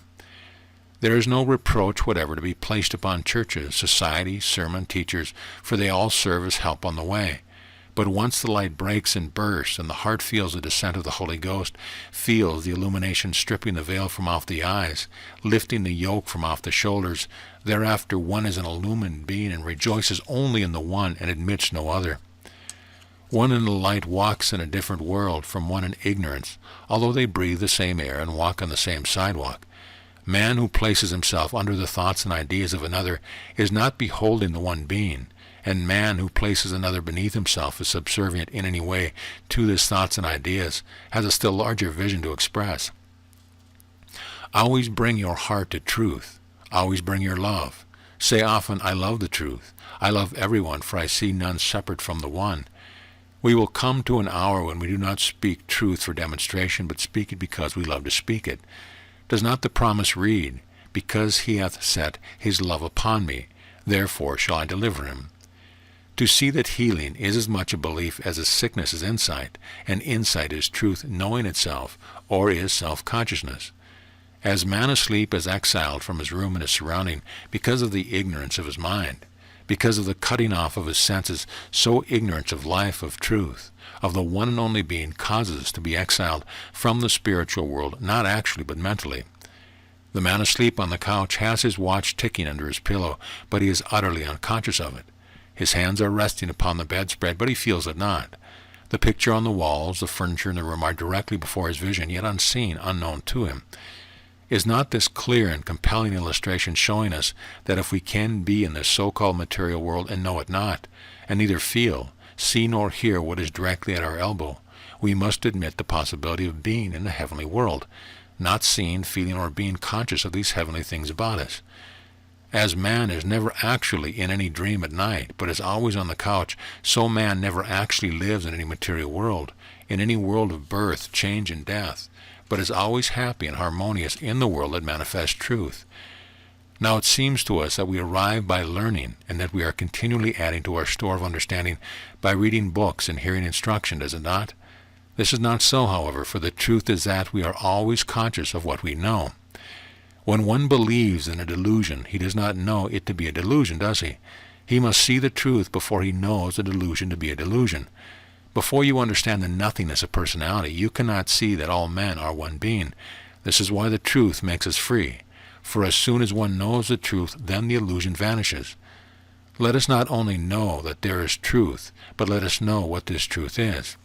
A man might die of hunger in this world even though he had in his pockets a roll of bills unless he knew this. Of what use would the money be in his pocket if he did not know it was there? Is it not the same with man who does not know who or what he is? Will he not go on being sick while all the time he is changeless being? Will he not go on dying while all the time he is immortal being? As man has estimated himself to be other than he is, he will therefore waken from this delusion or see this delusion to be delusion when he receives truth. We read of the man wandering off from his wealthy home and eating husks, but there arrived that moment when he came to himself. And so there is always this time for us, this time when we come to ourselves. It may be in an hour of deepest darkness, it may be in an hour of purest delight, but whatever the hour when the veil is removed, the fact remains that the kingdom of heaven is already at hand, and we are already in it. If I make my bed in hell, behold, thou art there. Truth sees the good and the bad alike, sees hell and heaven the same. For truth is not double-minded, but sees oneness, sees itself, and its kingdom is all there is. There is no hell in truth, and no truth in hell. There is no hell at all, there is only God. Man can think he is in hell, can think he is sick, can even think he is dead. Still his thought cannot change or interfere with the fact that he is always experiencing the kingdom of heaven. Now how can one who is in the kingdom of heaven know and feel the experience of that kingdom? Except ye be converted, except ye be born again, except ye give up your life. Nothing that we can do, think, or say will cause us to be any place other than where we are in the kingdom. This is wonderful insight that opens to one the pearly gates of heaven. Nothing that I can do, think, or say can cause me to be other than I actually am. Act as though I were, and ye shall know I am. One said, but how can I rise and walk when I am crippled and weak? How can I eat a hearty meal when I cannot retain even a baby's diet? How can I do the things that I would love to do when my body, mind, and soul seem shackled and bound? Listen, no disease in all this world ever held or bound a man. It is belief in disease, but not disease that binds and holds man in chains of slavery. And as long as one treats pain and disease, he is believing it, is he not? And if he would disbelieve in it, he would come forth, he would rise and walk. How can one disbelieve in evil, sin, disease, and death? By believing in God's word. His words heal. But we must believe, for belief is the door, is the path. When one brings his heart, brings his love, this is belief in truth. And when one has belief in truth, then Christ is present in the midst, walking over the waves of matter, mind, and personality triumphantly. A young woman was thought to be in a very serious illness. She had not eaten or slept for several days, and although she was an earnest truth student, her demonstration had not been made. The practitioner who was assisting her said to her at this time, if you did not believe that you were ill, what would you be doing now? Oh, I should be dressing for an urgent engagement that I have tonight. Well, since you know the truth, which is that you are in heaven now, acting as please you, why not act out this truth now? Why not lay aside entirely, like closing a book, the belief that you are weak and ill, and act out what you know is true in heaven? The student saw the point, caught the vision. I will, she cried. Somehow she managed to rise from the bed, and there were those who lovingly helped her to dress. She was seated before a mirror, and someone was arranging her hair when it was noticed that her head drooped and fell. It was discovered that she was sound asleep. Gently, swiftly, she was undressed and carried back to bed, where she slept soundly until the following morning, when she wakened as fresh as a lark and happy as a glorious day. When we see that we are feeding upon husks, sickness, sorrow, trouble, and we turn with our love toward the light, to those everlasting arms that ever await us, have we not found that? But when he was a great way off, his father saw him, and had compassion, and ran and fell on his neck and kissed him. Is it not, after all, a little thing to do? Only believe. Peter's heart was heavy until he felt the Master's hand warmly, firmly grasping his. Then triumphantly, victoriously, he walked on the waves. Peter saw, he felt the living Savior, and it was a simple matter for him to believe. But we read in the book of life, blessed are they that have not seen and yet have believed. We must have faith enough to believe in the unseen. We must feel the invisible presence the very same as though it were visibly before us. Then it is visibly before us. Believing in the everlasting arms, we can actually feel them. Believing in the presence, in the power, in the love divine as here and now, now we can actually hear the voice, feel the touch, and see the form divine. End of chapter. Chapter 7. Questions and Answers. Any students have certain specific questions they would like answered, and we shall now take up some of these queries and explanations, as doubtless they will be of deep concern to many readers. I cannot understand how mind or mentality is nothing, yet creates. How can nothing create something? It can be easily seen that the mind that creates worlds, peoples, animals, houses, sun, moon, and earth in the night dream is experiencing a false creation, and that both the mind and its creation are nothing. The mentality does not create something, but creates pictures, illusions, deceptions, nothing, whether in the night dream or in the dream of material existence. One of clear spiritual vision wrote, "Mortal mind creates its own physical conditions. You must instruct mortal mind with immortal truth." Now, mortal mind, or the human mentality, is not true consciousness, and therefore all that it creates is like a dream creation having beginning and end. One might easily challenge, how absurd, how unscientific for anyone to proclaim that we must instruct mortal mind with immortal truth, for the same author wrote elsewhere, "Scientifically speaking, there is no mortal mind." Many of us have found that much mental confusion can be avoided if we will first of all determine whether the author is speaking absolutely from the plane of reality or speaking relatively from the plane of the human experience. We find apparent contradictions throughout the Bible and in most books on mind or truth, but such contradictions vanish under the light of insight or understanding of the author's platform. When it is written that mortal mind creates its own physical conditions, such a statement concerns the human experience. Mortal mind, wrong thinking and believing, creates sin, sickness, death, yet such creation is nothing actual, nothing that has God, truth, back of it. Therefore such creation is illusion, dream substance only, and when mind is instructed with immortal truth, then such unreal creation ceases. The question arises, but how can that which is nothing be taught or instructed?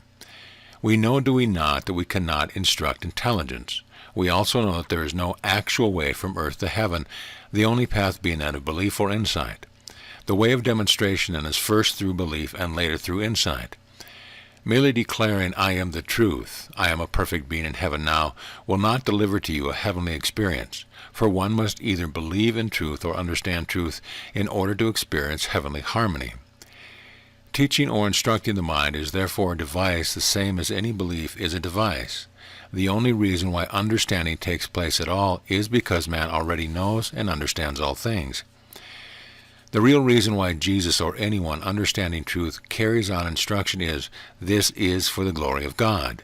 Those who know truth know that when they heal or instruct, they do not heal or instruct, but that all things are done for the glory of God, the glory of truth. Suppose that a child enters a dimly lighted room and screams with terror because there is a corner of the room in a dark, peculiar-looking object. Now his mother, entering the room, knows the truth, that is, she knows that a fur-trimmed cloak is thrown in such a manner over a chair as to give the appearance of some unknown animal. Shall this mother instruct the true mind of her child? No. Intelligent, true mind cannot be instructed, nor can it be deceived. Since the child believes that a fearful object is in the room, and since his true mind does not need to be instructed, that it must be mortal mind or a false sense of mind that needs instruction, must it not? The mother could not move the animal out of the room, for it is not present, showing that there is no actual way of deliverance for this child. The path, therefore, is either through belief or through understanding. The mother might pick up the cloak and thrust it into a cloak closet. The child then would be quieted, soothed through belief that the fearful object could no longer harm.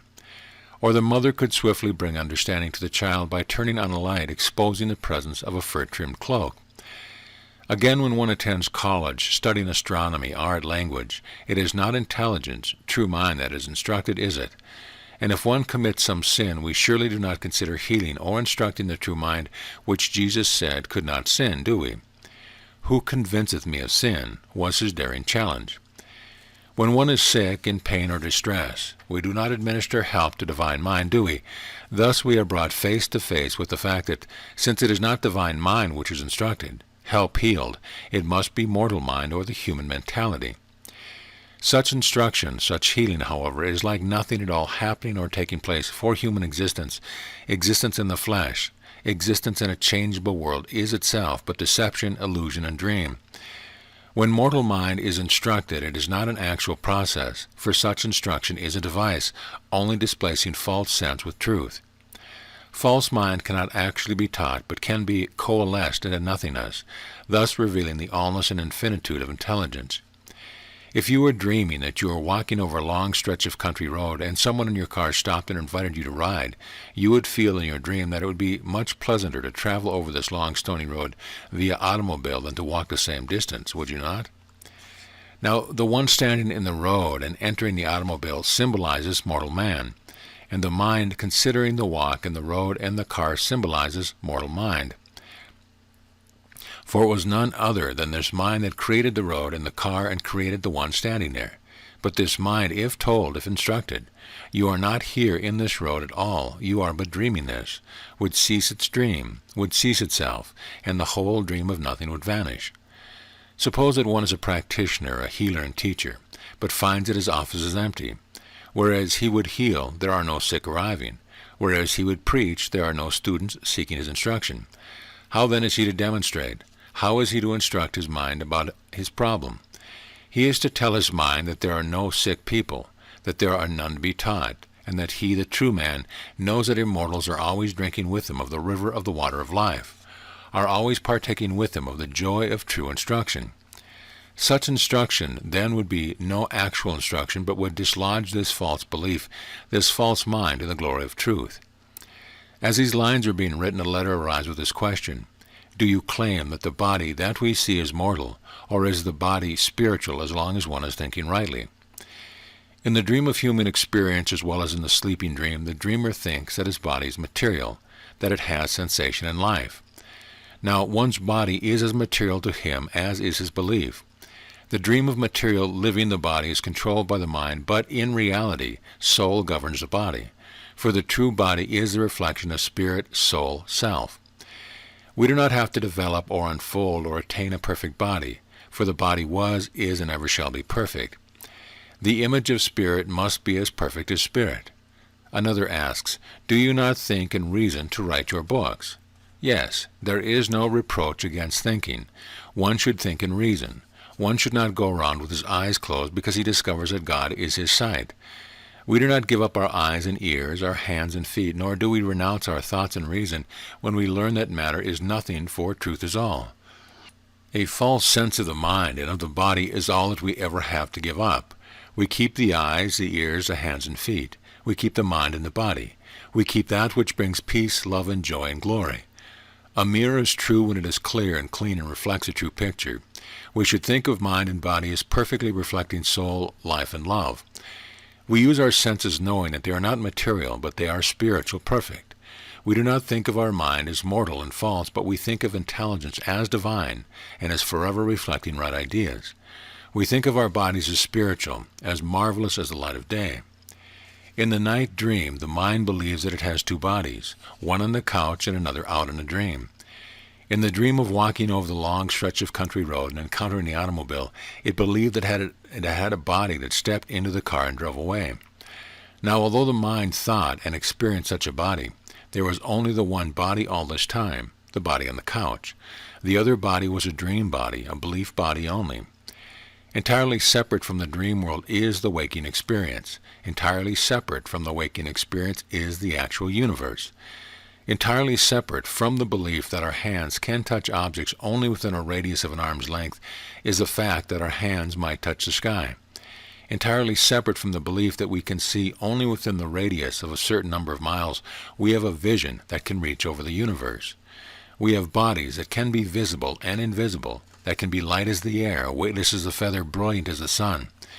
Entirely separate from the belief of a mortal, sick, aging body is the perfect, birthless, deathless body of light. When the universe and man are interpreted by science, they can be understood, but one seeks to interpret them from the basis of matter and mind, they continue to be but mystery, enigma. The idea of living in a false world, a dream world, in a false body, a dream body, is dispelled as one believes, accepts, and understands truth. The day of judgment for us is that day in which we know that we are living in the land of reality now, that we are drinking now of the living water, even as Jesus declared. One conquers the material world when he sees that there is no material world to conquer. One overcomes matter when he sees that there is no matter to overcome. One overcomes a lie when he perceives the nothingness of a lie. One heals the sick when he knows the unreality, the nothingness, the deception of sickness. One raises the dead when he knows there are no dead. One triumphs over mortality as he recognizes the one being. The redemption of the world is, we are in the land of truth now. At any hour, at any moment, man can walk in the heavenly world, the kingdom of truth, according to his vision, according to his understanding. Nothing is impossible to him who believeth. Demonstrations over the body are not made when one moves away from the body, nor when one endeavors to separate himself from his body, but demonstrations are made when one forgets his body. Miracles take place when one forgets his hands and feet, forgets his thoughts and meditations, when something snatches him up and away, and all he knows is that he is the joy of truth. I recall an early experience which I was never able to explain materially. It happened while dressing one morning that I discovered that the heel of one of my shoes was completely missing, and at the time I had no other available pair. This was a great catastrophe to me, as my feet were causing me such suffering, and they were the only shoes that I could manage to wear. Besides, at this time I was leaving the house early for the business world. I immediately telephoned a practitioner stating the seeming condition to her. I explained that I had a brand new pair of shoes in my closet, but they were too small for me to wear comfortably, as I was suffering very much with swollen, tender feet. She advised me to wear them, nevertheless, saying that although to the world it seems that a quart could not be placed into a pint measure, still it could be done, and finished her advice with the Bible command, "Stand therefore, having your feet shod with the preparation of the gospel of peace." Now, I had never doubted truth, nor the Bible promise, nor my practitioner's understanding, and the obedience always came very easy to me. It never occurred to me at this time to do other than I was told to do. Accordingly, I brought out the new tight shoes from the closet, shoes which I had never worn, and shoved and pushed my feet into them, lacing them tightly to the top, while all the time the tears came splashing down my cheek, for my suffering seemed very great. There were 2 long flights of stairs to be encountered. I took a few steps, but it was impossible for me to proceed as the pain was now overpowering. I then decided to sit on the steps one at a time. In this fashion I finally reached the main floor. Just at this moment I saw our letter carrier entering the vestibule, and as I did not want him to see me in this position, I took hold of the post near me for support, hiding behind it until he went out and off the porch. Then something took place which only those who believe in miracles will accept. I never knew how I left that position, how I traveled a mile to my place of position. The next time that I became conscious of my body was late that afternoon, sitting alone at my desk. My glance happened to fall down at my shoes. I couldn't seem to place or recognize them. Why were what then, like a flash it came sweeping over me, my feet? Stunned, I sat in a chair, traveling back in mind to the moment when I hid behind the post, but I could go no further. How I left my home, how I traveled to a place a mile away was a complete mystery to me, and I have never known. So completely had I lived apart from my body all this time, that it was as though I had no body, no feet at all. I now discovered that the shoes were perfectly comfortable, and that night when I glanced at my feet, I found that they were quite normal, and all the discordant conditions had vanished. In an hour when ye think not, you will find yourself in heaven. Take ye no thought. There must arrive that hour when man forgets that he is sick, when man forgets that he is in pain, when man forgets that he is in prison, when man forgets that he is in a material world. Oh, how glorious to forget matter, to forget mind, to forget personality. How marvelous to forget to prepare food to sustain life, to forget to sleep, to forget to labor with hands and minds. And there shall be no more death, neither sorrow nor crying, neither shall there be any more pain, for the former things are passed away. Forgetting the dream, we wake into the real. Forgetting the untrue, we find only the true. Forgetting the evil, we perceive the glory. Forgetting the many, we perceive the one. One day a man lying in a dying state. He could not move hand or foot. He sent for a practitioner who came and seated herself at his side. They were both silent for several moments. Then it came to the practitioner what a queer idea of man this was. Why, he couldn't move, he couldn't walk, he couldn't talk. How did he compare with God's man of glory and light and marvel and wonder? And what a mockery, what a parody. Suddenly it came to her that it was like a joke, a big joke. She actually felt like laughing. Soon the man on the bed moved his face and looked at her and smiled. Soon they both smiled. Then they commenced to laugh together, quietly at first and noisily and heartily. "Why, I can't stop laughing," he said. He caught the vision. "Do you think I could move, could sit up, could stand?" he whispered. "Why not?" laughed the one on the side. And this man on the bed forgot his pain, forgot to die, for in the twinkling of an eye he had understood. He had seen the farce. He had seen through the veil. No longer deceived, he walked forth as he was, the whole glorious man of God. How can one stop an illusion? It is asked. For instance, if one is deluded into believing that he has sickness, how can he cease such delusion? What destroys error is disbelief in it.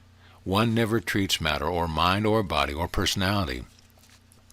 What one does is to know and declare and insist that a belief has no effect upon the mind or body, that a belief has no effect upon life, substance, or reality. If one were dreaming at night that he was in a burning building, racing from window to window, from floor to floor, for a way to escape, how can the building, the fire, and the notion that he is in danger be compelled to cease? Shut off the dream. If the dream stops, then the man in the burning building, the fear, the fire, would all cease automatically. Is this not so? For the root, the avenue, the channel for this illusion of false pictures is the notion of a dream. To shut off a dream would be to shut off its picture. Now the channel for a false dream in the waking or human experience, the channel for the picture of pain, fear, disease, evil, is a dream called false belief. This was clearly shown in the example of one who is eating bread, yet is believing that he eats melon. If the one who is eating the bread did not have the belief that it was a melon, he would not have that false picture of melon before his vision, would he? When the people stopped believing the earth to be flat, the false picture of the flat earth which they appeared to see ceased. And what caused the belief of that earth is flat to cease? The perception that the earth is spherical. Now in our waking experience called human existence, the false picture called disease, evil, can be tracked back to false belief. And then we must acknowledge that the deliverer of false belief is truth. When one sees the bread to be bread, when the delusion automatically ceases. When one sees that the earth is round, the delusion that it is flat is set aside. And when one is conscious of the act of truth, conscious of understanding, then the false belief is rendered nil. All limitations called evil, sickness, are destroyed automatically as belief in them is destroyed, shut off. In the world of reality, there is no false belief. There is no false belief in heaven, no false belief in the spiritual world. Therefore, when we treat, we not only perceive the nothingness of the picture called evil and limitation, but we also perceive the nothingness of the false belief or channel through which they seem to come. Now it is plain to be seen that the dream at night could not come into play without a dreamer, without a mind to weave it out into dream pictures. It is like this in the dream called material existence, existence in the flesh. If there were no one to believe in evil, there would be no false pictures called evil to be seen. Is this clear to you? A dream could find no channel without a dreamer, and the experience called sickness would find no channel without a believer. How can I demonstrate friends, a companion, a home of my own? Know that the way you wish to be is the way that you are. The actuality is first, and the wish is secondary. Without the actuality there would be no wish. The same as without the original, there would be no picture of that original.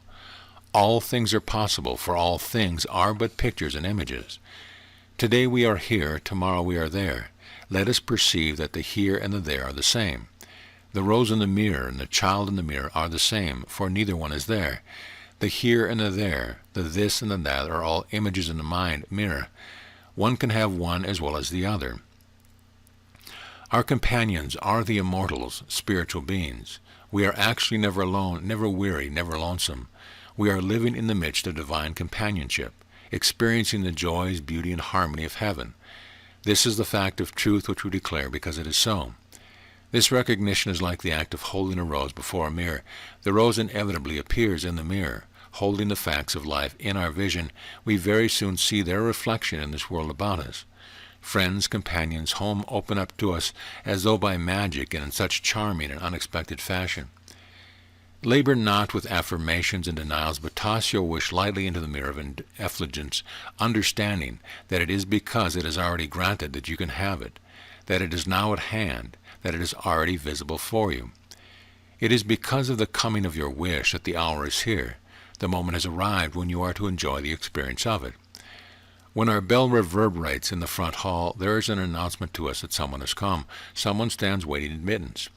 And with our feet in the true road and our vision placed on high, when the wish throbs within us, we can be sure that something awaits us, something is calling our attention. The moment is here when we are to experience some fuller joy, some greater delight. Thus we perceive that man reaches all things through himself. How can I stop thinking wrong thoughts, foolish thoughts, thoughts that I do not wish to think? In the first place, do not fight them. You know what happens when you stand before a mirror and throw out your arms and toss your head, don't you? Therefore, do not fight thoughts with thoughts. There is a better way. Instead of seeing and feeling and hearing such thoughts as though they were part of you, speaking to you from within, learn to look upon them as though they were apart from you, separate from you, the same as if one approached you with a story which you did not care to hear, for you were otherwise occupied, and you turned away to be alone. So when these moods or unruly thoughts come upon you, do not be excited or cast down or combative or overwhelmed, but learn to look at them and turn away from them. Learn to look at them and understand them. Now once you can perceive their nothingness, you will be surprised the quietness and the calmness that will be with you. When you are afraid of your thoughts, when you would flee from them, you are mesmerized into believing that they are something, that they have power, are you not? With but a grain of understanding or insight, you can perceive that there is no power at all in the mind, nor in the thoughts of the mind. This insight will afford you immediate relief. You will run no longer in terror of your thoughts, but you will stand still and look at them, the same as you might look at a picture of a lion on a sheet of white paper. It looks as though it might harm, but all the same you know that it can't. Look upon thoughts of fear, doubt, worry, hate, jealousy, as though you were looking upon something apart from yourself, something utterly without power, something that can't harm. Say to these thoughts, if you like, go on, fear as much as you like, worry as much as you please. It really doesn't matter much to me. Since you are nothing anyhow, it really doesn't matter what you say. As long as you can't do anything or be anything, why, it doesn't really matter how you race around or flurry or fume. It really doesn't matter to me at all, for I perceive that you are nothing. And when you say this, you must feel it to be so, and presently you will be quite alone. These evil companions, which you believed were part of you, will have entirely vanished. Always, when you wish a thing to cease, to depart, to vanish, to be still, see that thing in its true light. See that thing as nothing.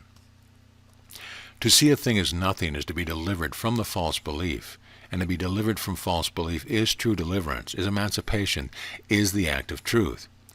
Look upon moods, mental thoughts, as though you were looking at pictures on the wall. You will then be able to control your mind. And as you pierce through this wall of ignorance, you assert the truth about yourself.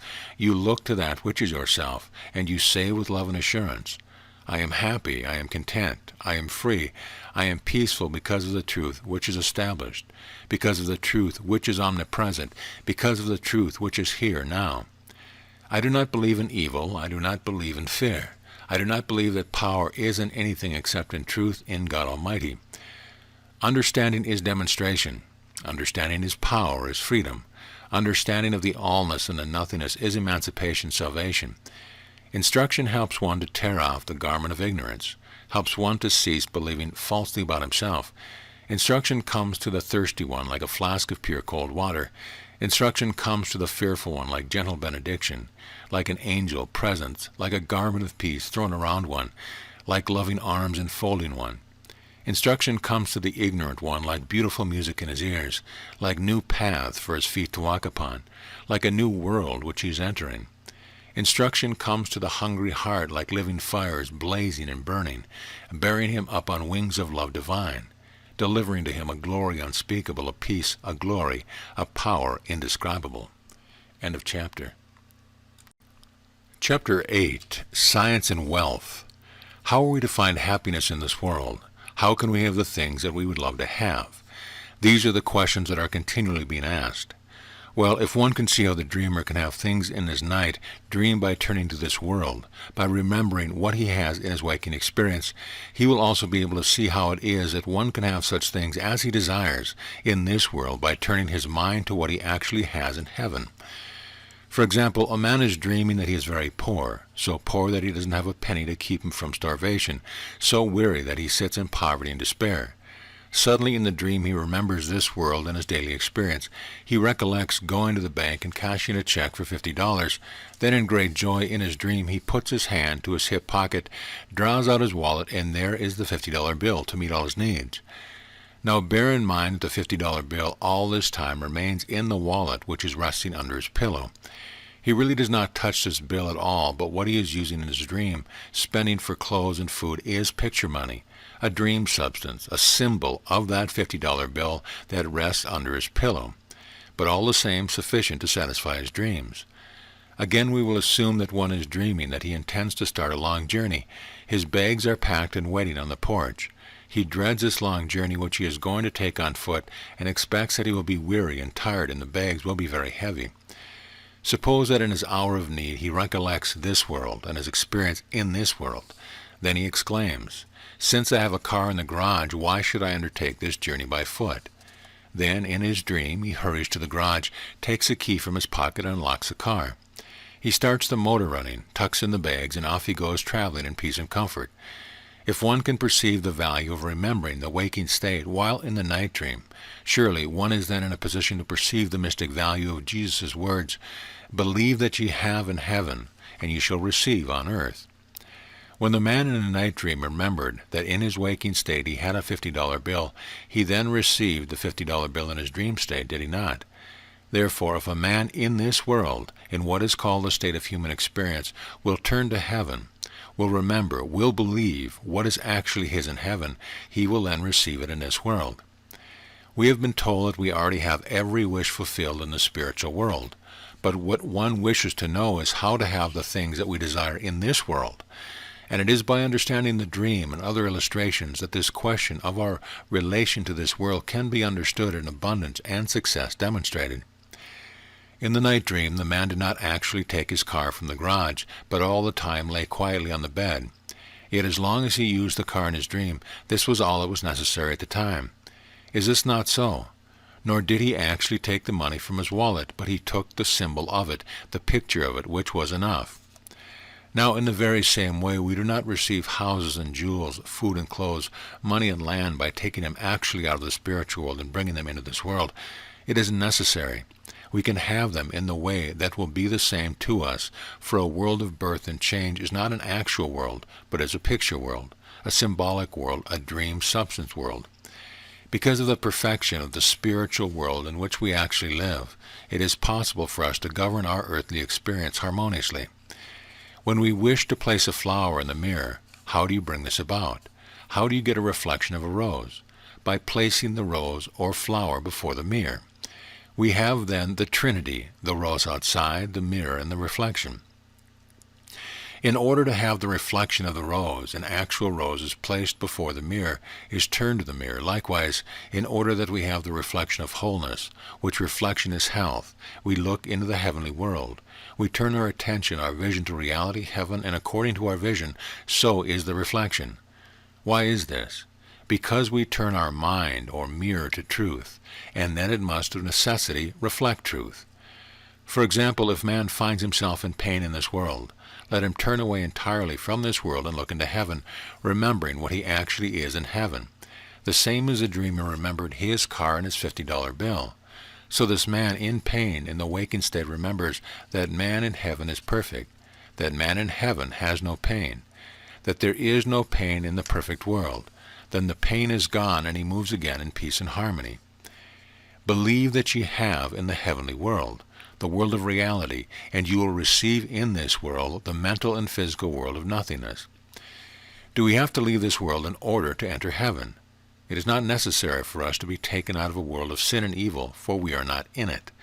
This simplifies the problem indeed, does it not? The man asleep and dreaming has his mind occupied with false pictures, and the man in this world who sees sickness, sin, and evil has his mind occupied with false pictures also. One is never to treat a dream world, for it is useless, and one should never treat dream pictures. Simply announce, acknowledge, recognize the nothingness of a dream and the allness and presence of truth. The spiritual world and the darkness disappears in the presence of light, so the dark dream called evil that seems to be in this world disappears in the consciousness of truth. The problem of supply is one of the easiest to handle and demonstrate, yet one of the most difficult and delicate of explanation. For this reason, it is seldom expounded in books based on the absolute teaching, although it can be clearly explained in private instructions. As many students are desirous of at least a few helps on this subject, we will try to give these, and those who have the insight not only to read the lines but also to read between the lines, that is, to glean the meaning, will find tremendous help from the absolute teaching on this subject. The question is asked, how can I demonstrate money, a home, or an automobile?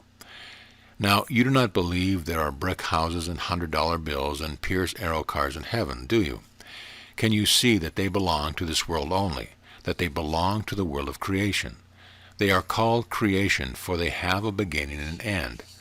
Now, although creation is transitory and unreal, still it is right to have these things, for did not Jesus say, "Your heavenly Father knoweth that ye have need of all these things"? What things? Food, clothing, and the things that make a harmonious experience. But the joy and pleasure of these things consist in understanding their nothingness.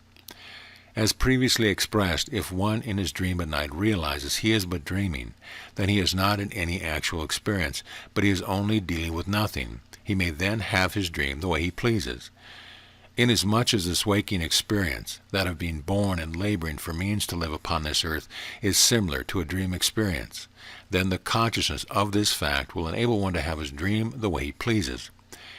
If one desires houses, land, money with the idea that they are something, then he is handicapped from the start. For to deal with nothing, the dream, and think of it as something, reality, is to walk in the dark, to live in ignorance, while to deal with nothing as though it were nothing is to experience freedom, joy, and the satisfaction of desire. Since creation springs from nothing, then such nothing is infinite, and one has only to understand why he can have his wish granted, and the demonstration becomes simple. A demonstration is hard and retarded when one fixes his wish on a thing as if it were something. But when he fixes his attention or his wish on a thing as though it were nothing, then the demonstration is easy and at hand. You can see clearly that in the night dream one can have at once everything he wishes if he knows that he is the creator of the dream, and that it is a dream. But if he doesn't know this, if he doesn't know in his dream that he is dreaming, and that all his experience is being made, woven out of nothing, and since the nothing is infinite, he can have it as he pleases, then he is deprived of a pleasant dream through ignorance. This should be very plain to one. A simple illustration or story makes the way of demonstration very clear and simple. A child approaches his mother asking for a story. "Mother, tell me a story, please." The mother, taking the young child upon her lap, after a moment's meditation begins. Once upon a time there was a little girl who was very lonesome because she had no pets of any kind to play with. One day there came into her yard one teeny little kitten. "Oh, mother, why can't there come more than one little baby kitten?" protests the child. "Why, yes, of course," assents the mother, continuing. One day there came 3 little baby kittens into the yard. Now the question is, why could the mother so easily change her story? Why could she say 3 or 5 kittens as well as to say 1 kitten? From what source are these kittens being obtained? From the nothing.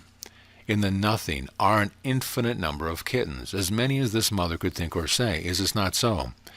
This nothing is like a mirror. A mirror is nothing, yet out of a mirror anything can spring. Anything that is before the mirror can be seen also in the mirror as reflection. The great nothing from which the kittens have come is similar to the mirror, and the kittens themselves are the reflection or the image in the nothing.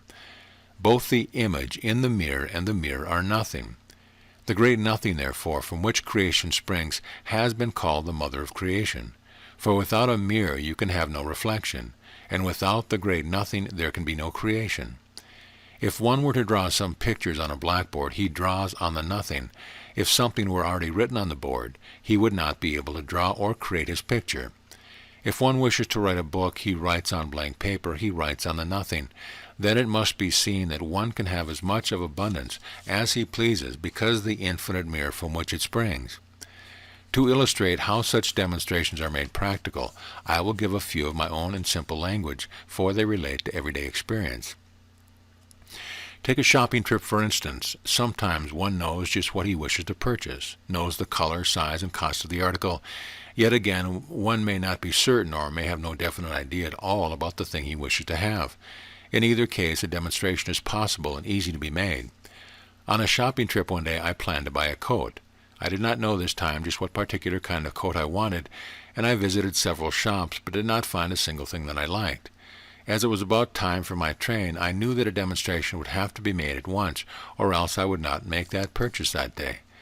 Seating myself in the shop in which I found myself at the moment, and in which the saleslady had shown me everything she had in this line and still nothing that I liked, I closed my eye for a few moments, and it came to me clearly like this: the coat that I want is in the nothing, or is unknown to me. It is so absolutely nothing and so unknown to me this moment that I haven't even the slightest idea of the color or the style that I would like. Yet since the nothing holds all creation, it is there, it is here. The saleslady now touched my elbow. "I have found another," she said smilingly. With the glee of a child I reached for it, while a voice sang within me, "This is it." Now the coat which she brought me was reversible. No wonder I hadn't planned it. I could wear it on either side. It was delightful, fitted me perfectly, and was in fairy tale. I bought it and reached my train on time. Now here's another instance of demonstration, and this time I knew exactly what I wanted, yet still it seemed difficult at the outside to procure. I wanted a country house where I might spend some peaceful summer hours away from city life. I knew exactly to the minutest detail what I desired. It must be a white house with green blinds. It must have a sweeping lawn with plenty of maples for shade, a cool, quiet, secluded spot. Yes, and I wanted some water, a lake or a running brook on the place, and this house must be within comfortable motoring distance from my city home. Now, one does not sit and wait for his desire to fall from the sky, but he acts out what seems reasonable at hand. I therefore made my want known to several agents who laughed at me and informed me that what I wanted was impossible. "That is just a pleasant little dream you have," they said, but I knew that such a dream could come true. About a week later, one of these men took me to see a place which he thought might suit me, but which was nothing at all that I'd asked for. Yet it was while standing there that suddenly he said to me, "Right around the corner is a beautiful place, but the owner prefers to leave it idle rather than rent it. We might look at it." The moment we came within sight of the place, I recognized it. "This is it," sang within me. Here was the white house with green blinds. Here every wish had been granted me as though the house was made in order to me. There were 18 acres of land to this place, and through this and very close to the house ran the bubbling brook, and I counted 12 stately maples standing in the front yard. Soon I was talking with the owner, explaining to him that I wished to come to his lovely place of peace and seclusion and coolness and fragrance to write a book, and it is right here in this demonstrated spot that I am writing this very line. Many students write asking, "How can I sell my home? How can I pay my debts? How can I obtain my desire?" We are to see first of all that we are dealing with nothing, dealing with creation, dealing with magic, with that which is plastic, dealing with dreams that come true on the instant, where one thing good and right to have is always at hand. We are to see that the wish is already fulfilled, for all creation is at hand in the nothing. To grasp this simple yet stupendous idea is to live a life of charm and freedom. It was the wonderful Jesus who uttered the covenant, "All things are possible to him that believeth." When we can believe that all things are possible, then they are possible. And this is easy to believe when we perceive how and why all things are possible. To even faintly perceive the nothingness of creation, hence the possibility of anything, of everything on the instant, is to feel a release, an emancipation not equal to expression. If you have a wish like the selling of a house or owning of a car, or whatever the wish might be, know that this wish is fulfilled on the instant, for your wish is like the object or image that stands in the mirror, mind. When you see an object in a mirror, you know very well that there is an original standing before the mirror, do you not? And when you have a wish, you may be sure that the original or the fulfillment of that wish already exists, else this wish or reflection would not be taking place in your mind. All things in this world, such as cars, houses, money, are but reflections of divine reality. Hence they are infinite and unlimited in expression. The man in the night dream, as related before, wished money, and he could have it because of the $50 that he had in the day experience. So when we wish cars, homes, and money, we can have them because we have abundance and joys and harmonies and satisfaction in heaven. In relating my demonstration of the White House with green shutters, a student asked, "But how did you know that a house such as you wanted actually existed on this plane? Supposing that you wanted was the impossible?" My answer was, "Because I had a picture of it." Now, if on your mantel there stood a photograph of a country home, anyone would know without questioning you that the original existed. For how could it be possible for you to have a picture unless there was an original of which this was the reflection or likeness? Thus, when you have decided desires, you may be sure that the fulfillment of the original already exists for you. Otherwise, you would not be in possession of the photograph, the picture in your mind. Many, however, are so prone to change their feeling and desires and demonstration becomes impossible. Today they may want a certain thing, and tomorrow the wish is changed for something else, or they are not really certain whether it would be best for them to have such a thing or not. Now, when you wish to demonstrate creation, you must be certain. You must be strong and unwavering. You take seeds and plant them in the ground, the nothing, and duly they spring forth or are externalized. So they also plant your wish in the nothing, in the unknown or mirror, and surely it will be reflected or externalized for you. When a demonstration is rightly made, every detail is satisfactory, and harmony is demonstrated for everything concerned. It is not enough for us to declare that we are spiritual beings, not enough for us to assert that we are living in a perfect world, but we must feel it. Spiritual consciousness is not a motion of the mind, but is an inner feeling, a deep sense of joy and peace, fulfillment. Since man is himself the fact of life, then the joy, the peace, the ecstasy stands upon nothing external for support, but comes from within. The place of understanding is that man has already attained success, even before he attempts to reach it. This is indeed a new evolution. Man is not to ascend, evolve, develop, attain success, but on the contrary, it is as though man were wrapped in a veil, and he must pierce this covering. It is as though man were walking through a great wilderness, and he must find himself.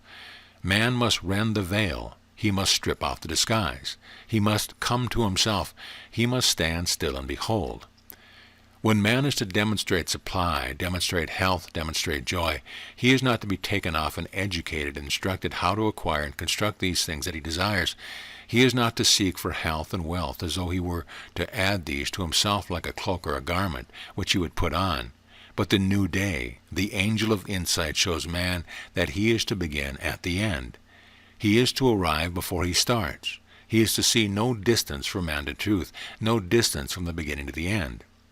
I possess it now. Now are we the sons of glory, the sons of wealth. Now is come the kingdom of God and the power of his glory. Out of the mirror springs anything that is before the mirror, and out of the mirror of clear mind springs the nothingness called material creation, houses, land, jewels, business opportunities. My world of fortune is within. It is not dependent upon certain cities, certain beliefs, certain people. The finished attainment, the possession of all fortune is within man. In the midst of our sickness we are health. In the midst of our poverty we are wealth. In the midst of our sorrow we are joy. Let us see and acknowledge ourselves as we are. Let us claim our dominion and power and glory from on high. Let us know that we are not to be given a perfect body sometime after we depart from this world. We are not to be given power and health and joy someday in some future world. But now are we clothed in the body of shining light. Now are we crowned with the glory greater than the sun. Now are we the possessors of the wealth of the whole universe. This is not human evolution, but this is divine revelation. Let us approach this instruction, this truth, as though it were true, as though we believed in it with all our hearts and souls.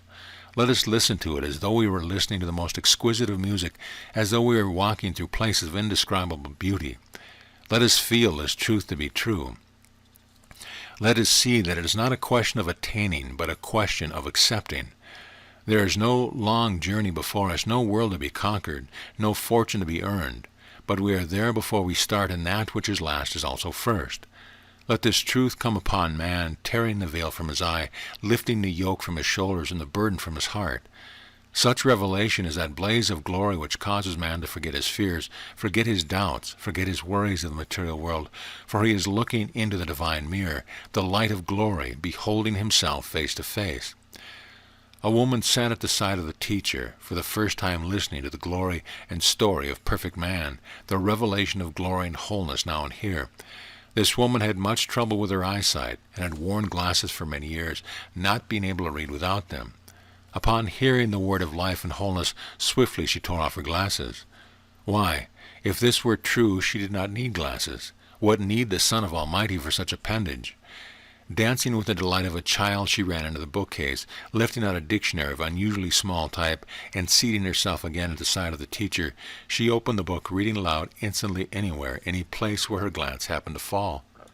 Blessed are they who believe, for they shall receive. Blessed are they who upon hearing the word act upon it. Blessed are they who understand that the universe of fortune is not external but is within, that one may have all the reflection he wishes because of its nothingness. We do not say that the world is perfect so that it will thereby become perfect, but because it is perfect we state that it is perfect. If you say to one, "You are wealth," with the belief that your words will make him wealthy, you are in ignorance. You are to state that a person is health, is wealth, because it is so. You are to state your perception, your recognition of the truth. In this way the ignorance in the mind, the veil that seems to cover one is consumed, is melted away, is returned to nothingness. To understand the nothingness of materiality does not encourage extravagance or wastefulness, nor does it create in one the notion of intemperance or the misuse of anything. Because of the realities in heaven, it is right that we have their symbols on earth. Yet such experience on earth but glorifies and exalts one, causing him to rejoice not over possession or ownership, but to rejoice over the allness, the omnipresence, the joy and the glory of truth, and the true experience of man in heavenly abundance of all good, now and here. End of chapter. Chapter 9. Individuality and Identity. To see that while man is one, still man has individuality and identity that is never lost but is eternally preserved is a most important point to grasp and understand spiritually. Because most of us in the past have believed ourselves to be material beings living in a material world, and after a time many of us believed that we were mental beings living in a mental world. But now a fuller vision has come that we are spiritual beings living in a spiritual world. Absolute science presents spiritual man as individual being whose identity is never lost, nor is it absorbed into deity, but it is perpetual, uninterrupted, and eternal. There seems to be many beings, separate beings, whereas there is only one. With our minds we see many, but with our insight, with our spiritual consciousness, we see unity, oneness. God is infinite, and so includes all in one. It is a great step for us to see and understand this, for how can one demonstrate his spirituality except he recognize and understand it? What we need to spiritualize is not man, but our sense of man. From God the Father, infinite spirit, proceeds all individuality, all being, hence the perfection and infinity of such individuality. There is but one idea of a flower, for instance, but the multiplicity of this idea reveals its infinity. Now material personality is not individual man. As the sense of materiality disappears, the spiritual individuality appears. That which is mortal, that which belongs to a dream world, that which has beginning and end is not man. Still, what our actual spiritual individuality is, we have yet to more clearly perceive. Sin and sickness are no part of man, but in belief obscure man. It was Jesus who with pure spiritual insight saw man as he is. The dream can call itself a dreamer, but as the dream passes, man is seen as he is, perfect individual being. To annihilate through insight the belief in mortal man, the belief in sin, sickness, death, to annihilate the belief of any power, any being other than the one, brings to light perfect man at hand. Man has been called the idea of God, or God's perfect idea, and it has been taught that God's infinite ideas are the children of God, or sons and daughters. Right here a simple illustration may help explain the relationship of God and man more clearly. If an author writes a book of fiction, he has perhaps many characters or ideas in the book, and the relationship between God and man is similar to that between an author and his characters. Each character in the book of fiction springs from the mind of the author, each is his idea, and while the author has infinite ideas or characters, still every single one is the same one. God is infinite, and man is infinite, but it is the same infinity. In belief we see personality rather than individuality. As the former passes away to sense, the real and eternal becomes known to us. Between man's sense of personality and his individuality, there wages the warfare that will end in man's discovery of himself, his birthless, deathless, and forever harmonious being. Truth will destroy all belief in a selfhood apart from the One. Man, the character in the Book of Life, is a celestial being, eternally harmonious and individual in the spiritual universe, and he must be so recognized and understood. Absolute science by no means annihilates one's individuality and identity, but on the contrary shows the impossibility of its loss or interruption. Man does not lose his identity even in this world as he seemingly passes through the successive bodies from the cradle to the grave, nor will the passing through the experience called death touch in any way his perpetual and changeless identity and individuality. Who can describe the reality of ideal man? And his face did shine as the sun, and his raiment was white as the light. Spiritual sense belongs to spiritual man, and this ideal spiritual and individual man is perfect in body as well as in spirit. The Father came into this world in the form of the Son, Jesus Christ. Jesus acknowledged this relationship, this oneness, when he said, "He that seeth me seeth the Father." That is, we are the same being. God was manifest in the flesh. 1 Timothy 3:16. Who being in the form of God thought it not robbery to be equal with God, but he took upon himself the form of a servant, and was made in the likeness of men. Ever since the beginning it was planned that a Redeemer, a Christ or Savior, would come into this world. He came. He assumed the guise of human being, yet his conception was immaculate. "Behold, a virgin shall be with child, and shall bring forth a son, and they shall call his name Emmanuel," which being interpreted is, God with us. God is a Trinity, a triunity. God the Father is infinite soul, self, the unseen, invisible life, intelligence, substance, power, love. God the Son is perfect man, perfect character, and such expression is infinite because of the infinity of the Father. God the Holy Ghost is the understanding, the revelation, the blazing mirror of illumination, showing man himself. There would be no man without God. There would be no God without man. You can never sever into parts or particles that which is one and that which is indivisible. To understand Jesus Christ is to understand perfect God and perfect man. This is what Jesus came to exemplify. One cannot receive this insight, this understanding of Jesus Christ from another. It must come from within. It is written on the supernal page, "No one can say that Jesus is Lord but by the Holy Ghost." It is the light, the inspiration, the glory of God which breathes upon one the marvel that Jesus was Christ and Christ is God. No one can grasp this mystic wonder with his mind or with his sense. It must come to him through divine illumination, which is the Holy Ghost. One sees the deity of Jesus Christ, sees the oneness of God and man through divine revelation. He can never be turned aside from this knowledge. It is ever within him like a burning fire. It was Jesus who showed us that heaven is here, and it is for us to take the mote from our eye so that we may behold as souls behold, that we may see as God sees. It is asked, are we exactly the same as Jesus, or was Jesus different? Why did he say that we could do the same works that he did? Jesus entered this world with a mission. God sent his Son into the world that the world through him might be saved. Jesus came taking the form of man, yet consciously knowing the nothingness of a fiction world and the reality and allness of heaven at hand. For the reason that he knew this was he was able to deliver this truth to others. He knew that there is no difference in life, in substance and being. Now it is as we understand him that we too see that his life is actuality our life. His being is actually our being, since there is but one life and one being. If we have the insight to clearly recognize and understand this, we can then perceive that when Jesus healed the sick, we healed the sick. When he raised the dead, we raised the dead. The works that he did, we did, for there is but one, there is no other.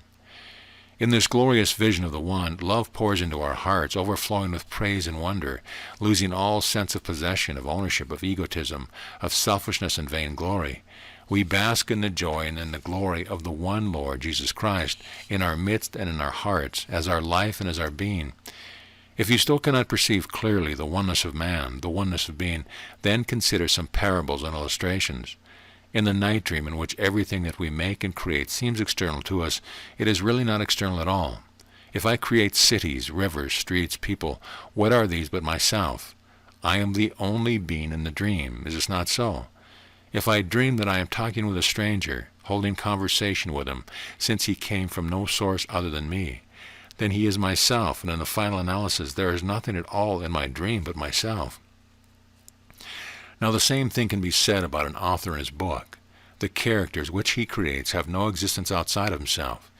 He it is who speaks, lives, and acts through each of his characters.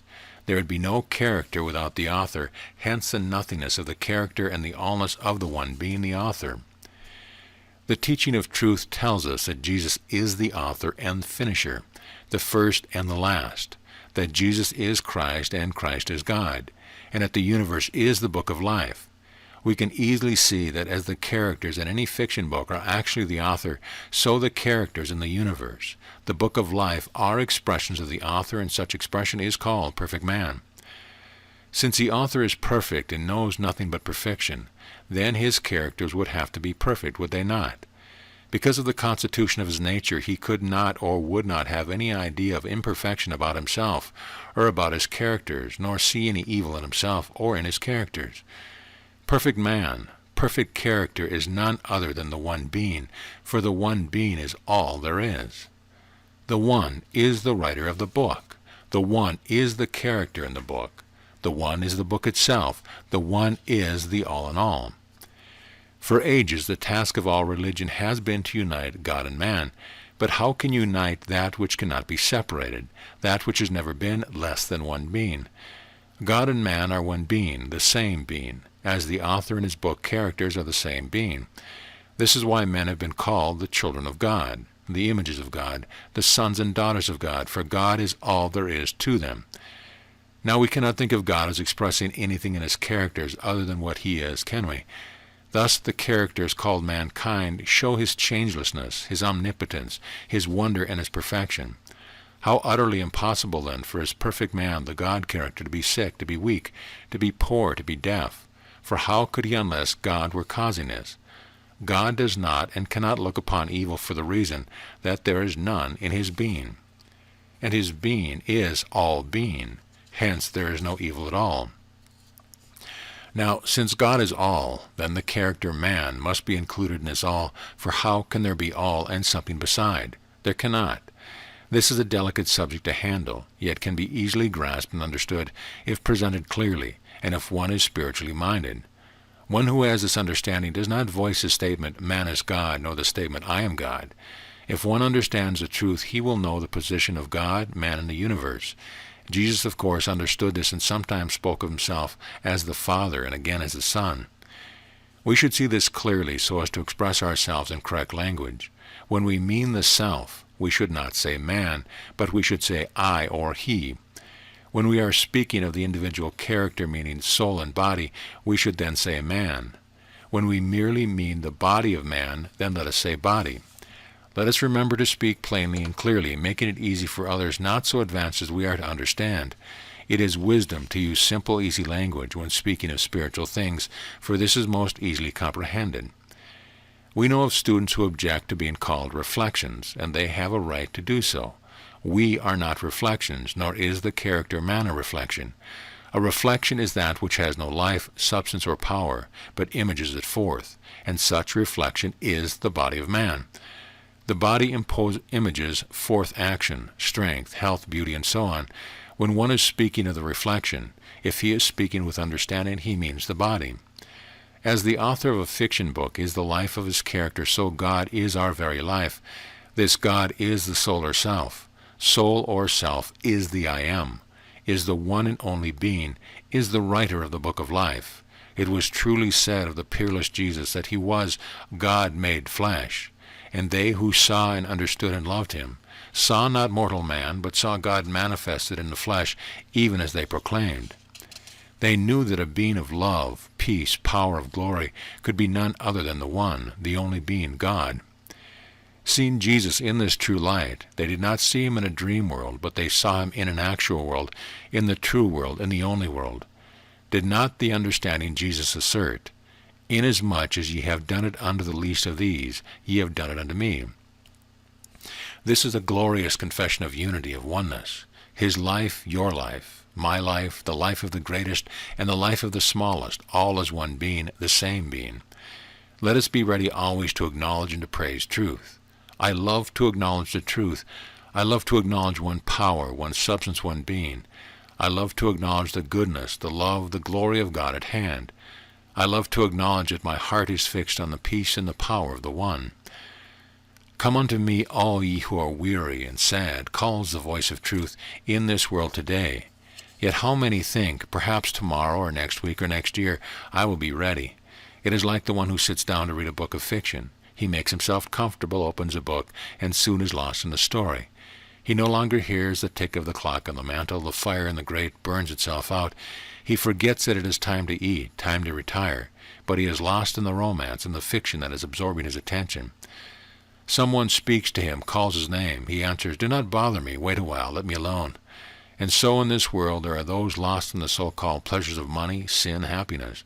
When they hear the call, "Come unto me," come learn of spiritual things, do they not answer, "Let us alone.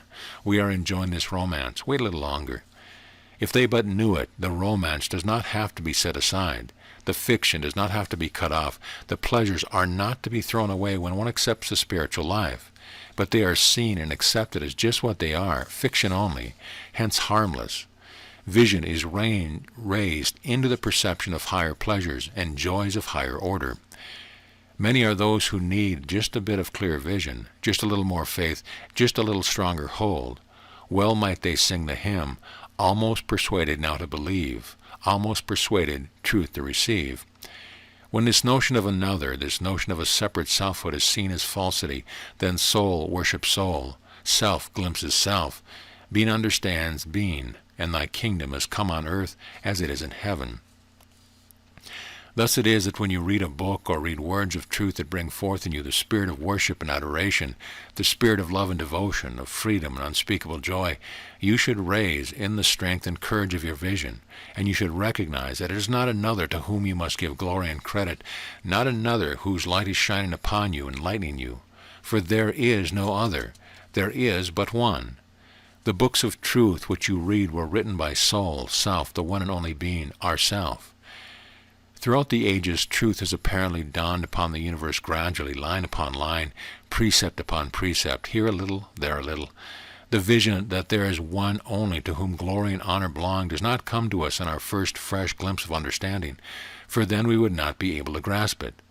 Then we blessed others, we praised others, not knowing that all others are ourselves. Then we gave credit to others, we sang their names abroad, we spoke of them as though they were apart from us and were specially spiritually endowed. When we were children in vision, we understood as children, but as our vision enlarges, we have a fuller perception of being. In heaven, every knee is bound to truth, and every heart confesses the Christ as the self-universal.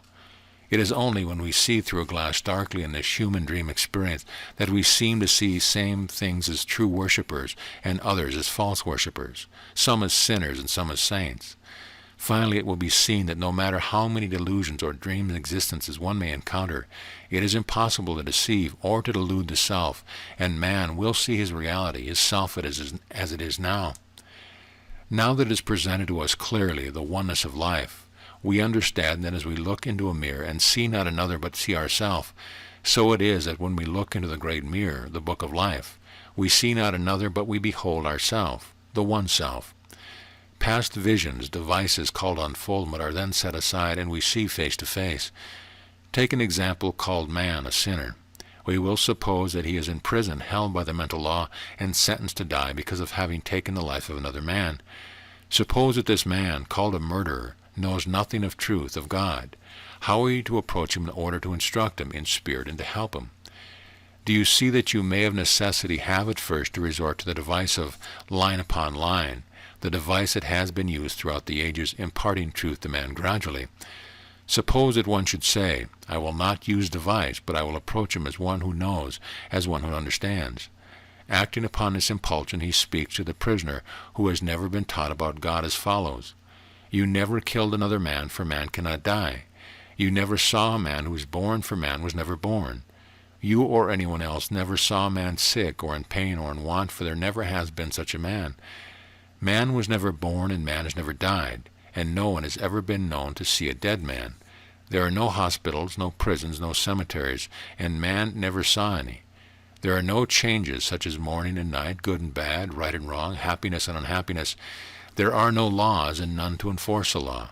There is no such thing as sin, no such thing as punishment, no killing or dying, and you are now a changeless, perfect being in heaven, enjoying eternal bliss and glory. Do you think that the one called prisoner would believe this? And according to the authority, Jesus, there would then be no hope for him, no help, for the supernal word reads, "If thou canst believe, all things are possible to him that believeth." Can you see how important then is belief? If the prisoner could not believe, he could not be helped, and he would then have to pay the mental penalty of a sentence. Nevertheless, there is a way called conversion, and the lines read, "Repent ye therefore and be converted, that your sins may be blotted out." Then if the prisoner is told that God is love, if he is shown such mercy that reaches and touches his heart, he will be melted, he will repent, he will believe. Acting then upon his belief, he enters, as it were, a new country.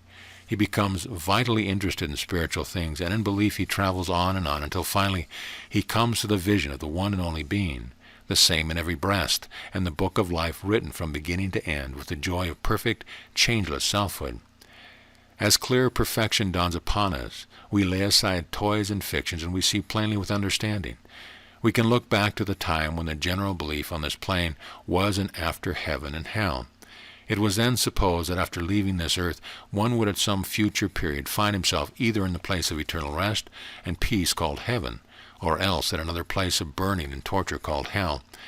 Therefore many chose to do good, chose not to do evil, because they did not like the idea of a later hell. Through the belief of a hell hereafter, they gave up the practice of many things which otherwise they would not have given up. Not because of the love of truth, the love of God, but through fear of evil, through fear of later punishment, men chose to be good, to live better lives. Later, as more insight dawned into the heart of mankind, the notion of a personal devil and an external hell were laid aside by many, and it was presented to the world that all the evil there is exists in one's own mind. It was taught that one can experience hell right here on earth, that one suffers because of ignorance and sin, and that his suffering will last as long as the sin continues. Thus it is self-inflicted.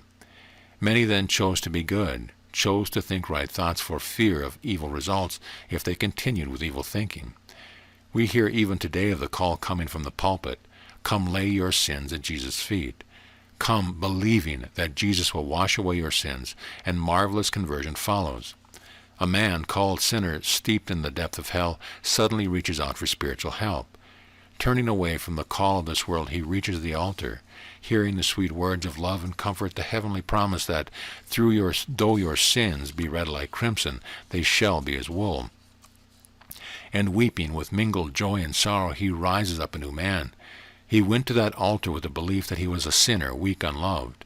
He rises up with the belief that he left his sins at the altar, that he is now a child of God, that he is strong because he feels the love of God in his heart.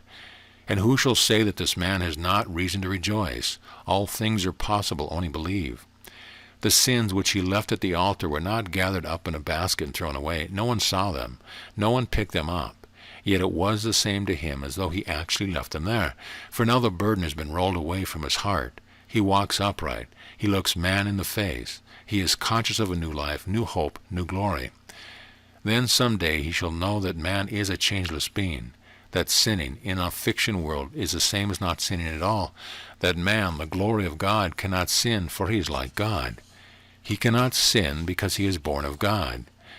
Then man will no longer turn away from evil because of the belief in its somethingness and his fear of it. He will no longer endeavor to stop thinking wrong thoughts because of his fear of the result, but lo, he will be good because he loves to be good, because he loves truth. He will stop sinning because he beholds the nothingness of evil. Let us bring our hearts, our affection to the altar of divine love. Let us say often, "I love the truth. I love the fact that life is unchangeable, immutable, everlasting. I love to know that I am a Trinity, Self, Son, Understanding. I love to think of the Self as mighty, majestic, unconquerable. I love to think of man as the sun shining forth the love and joy of being. I love to think of understanding as coming to man like blazing light, like shining gold, like firing flame. I love to think of heaven as here at hand. a land of beauty, aglow with the divine energy of life. I love to perceive the nothingness of matter, mind, and personality. I love to behold the unity and the allness of the One. Now one might say, yes, the life and spirit are the same in us all, but surely the forms are different. The form of the child is not the same as the form of an adult. Yes, they are alike, they are the same. To illustrate, one has a pan of dough before him, and in baking this he places some of it in the form of biscuits and some in the form of bread. Now when they are all baked, when they are taken from the oven, the substance of the form called biscuits is the very same, is identical with the substance in the form of bread, is it not? The salt, sugar, milk, water, yeast are identically the same, whether in biscuit or bread. Now, should the biscuit look at the bread and think, I'm not bread, I'm a biscuit, you can see the folly of that, can you not? The biscuit is the bread, and the bread is the biscuit in substance and in form, and there is no difference whatsoever. Gold is gold, whether it is shaped into a ring or a bracelet. We alone place a difference, assume a different value to one than the other. The paper used in a $50 bill is exactly the same as that used in a $1 bill, but a different value has been placed upon them, has been agreed upon, yet their substance is the same. This will show us clearly that every man is every other man, that one thing is every other thing. The estimate, the value which man places upon a thing has nothing whatever to do with that which it is. All lives are one life, all forms are one element. The mind is that instrument which manufactures delusion. It looks at one thing and reports something else. It looks at perfection and reports imperfection. It looks at that which is nothing and calls it something. It looks at unity and sees duality. It looks at oneness and reports separation. The mind trembles without cause, doubts without reason, and disbelieves because of its own ignorance. Let us place ourselves in authority over the mind, instructing it to speak truth, to love good, to see perfection, to reflect intelligence. Let us teach it to see that underneath all appearance is the reality. Underneath the idea, money is abundance. Underneath the idea, home is protection. Underneath the idea, work is the unlabored action of the divine life, and so on. There is no evil world. There is no world of pain and bondage. There is no world of dimension and limitation. The world of glory exists right here, a world in which we are now living and moving, and any mind that perceives illusions such as pain and evil is totally without foundation in truth. The body that we now have is the perfect embodiment of truth, not the body that one may think he has, but the body that one actually has. Let us see reality, truth about ourselves and the universe even while we seem to be in a material world, rather than imagine that we must leave this world because of its unreality. There is discernment beyond the insight that all is mental. One first sees the world as material, and then he takes it and shifts it into a mental world, but he has still a higher vision to grasp. He is still to perceive that a mental thing has no more actuality than a material thing, and that all that is real and true and lasting is truth and its manifestation. There is no need putting off a demonstration. There is no need delaying illumination. No man knoweth the hour when truth shall break through this earthly dream existence, so that all so-called human beings will confess their true being. But this we know, that in heaven there are no unbelievers. In heaven there are none who do not confess the finished kingdom at hand. There are none who do not acknowledge the absolute Christ within. There are none who do not demonstrate in his name. There are none who see other than the One. End of chapter, end of book. This audio presentation of The One, a study of the Absolute, by Lilian DeWaters has been brought to you by audioenlightenment.com. Copyright 2014. All rights reserved.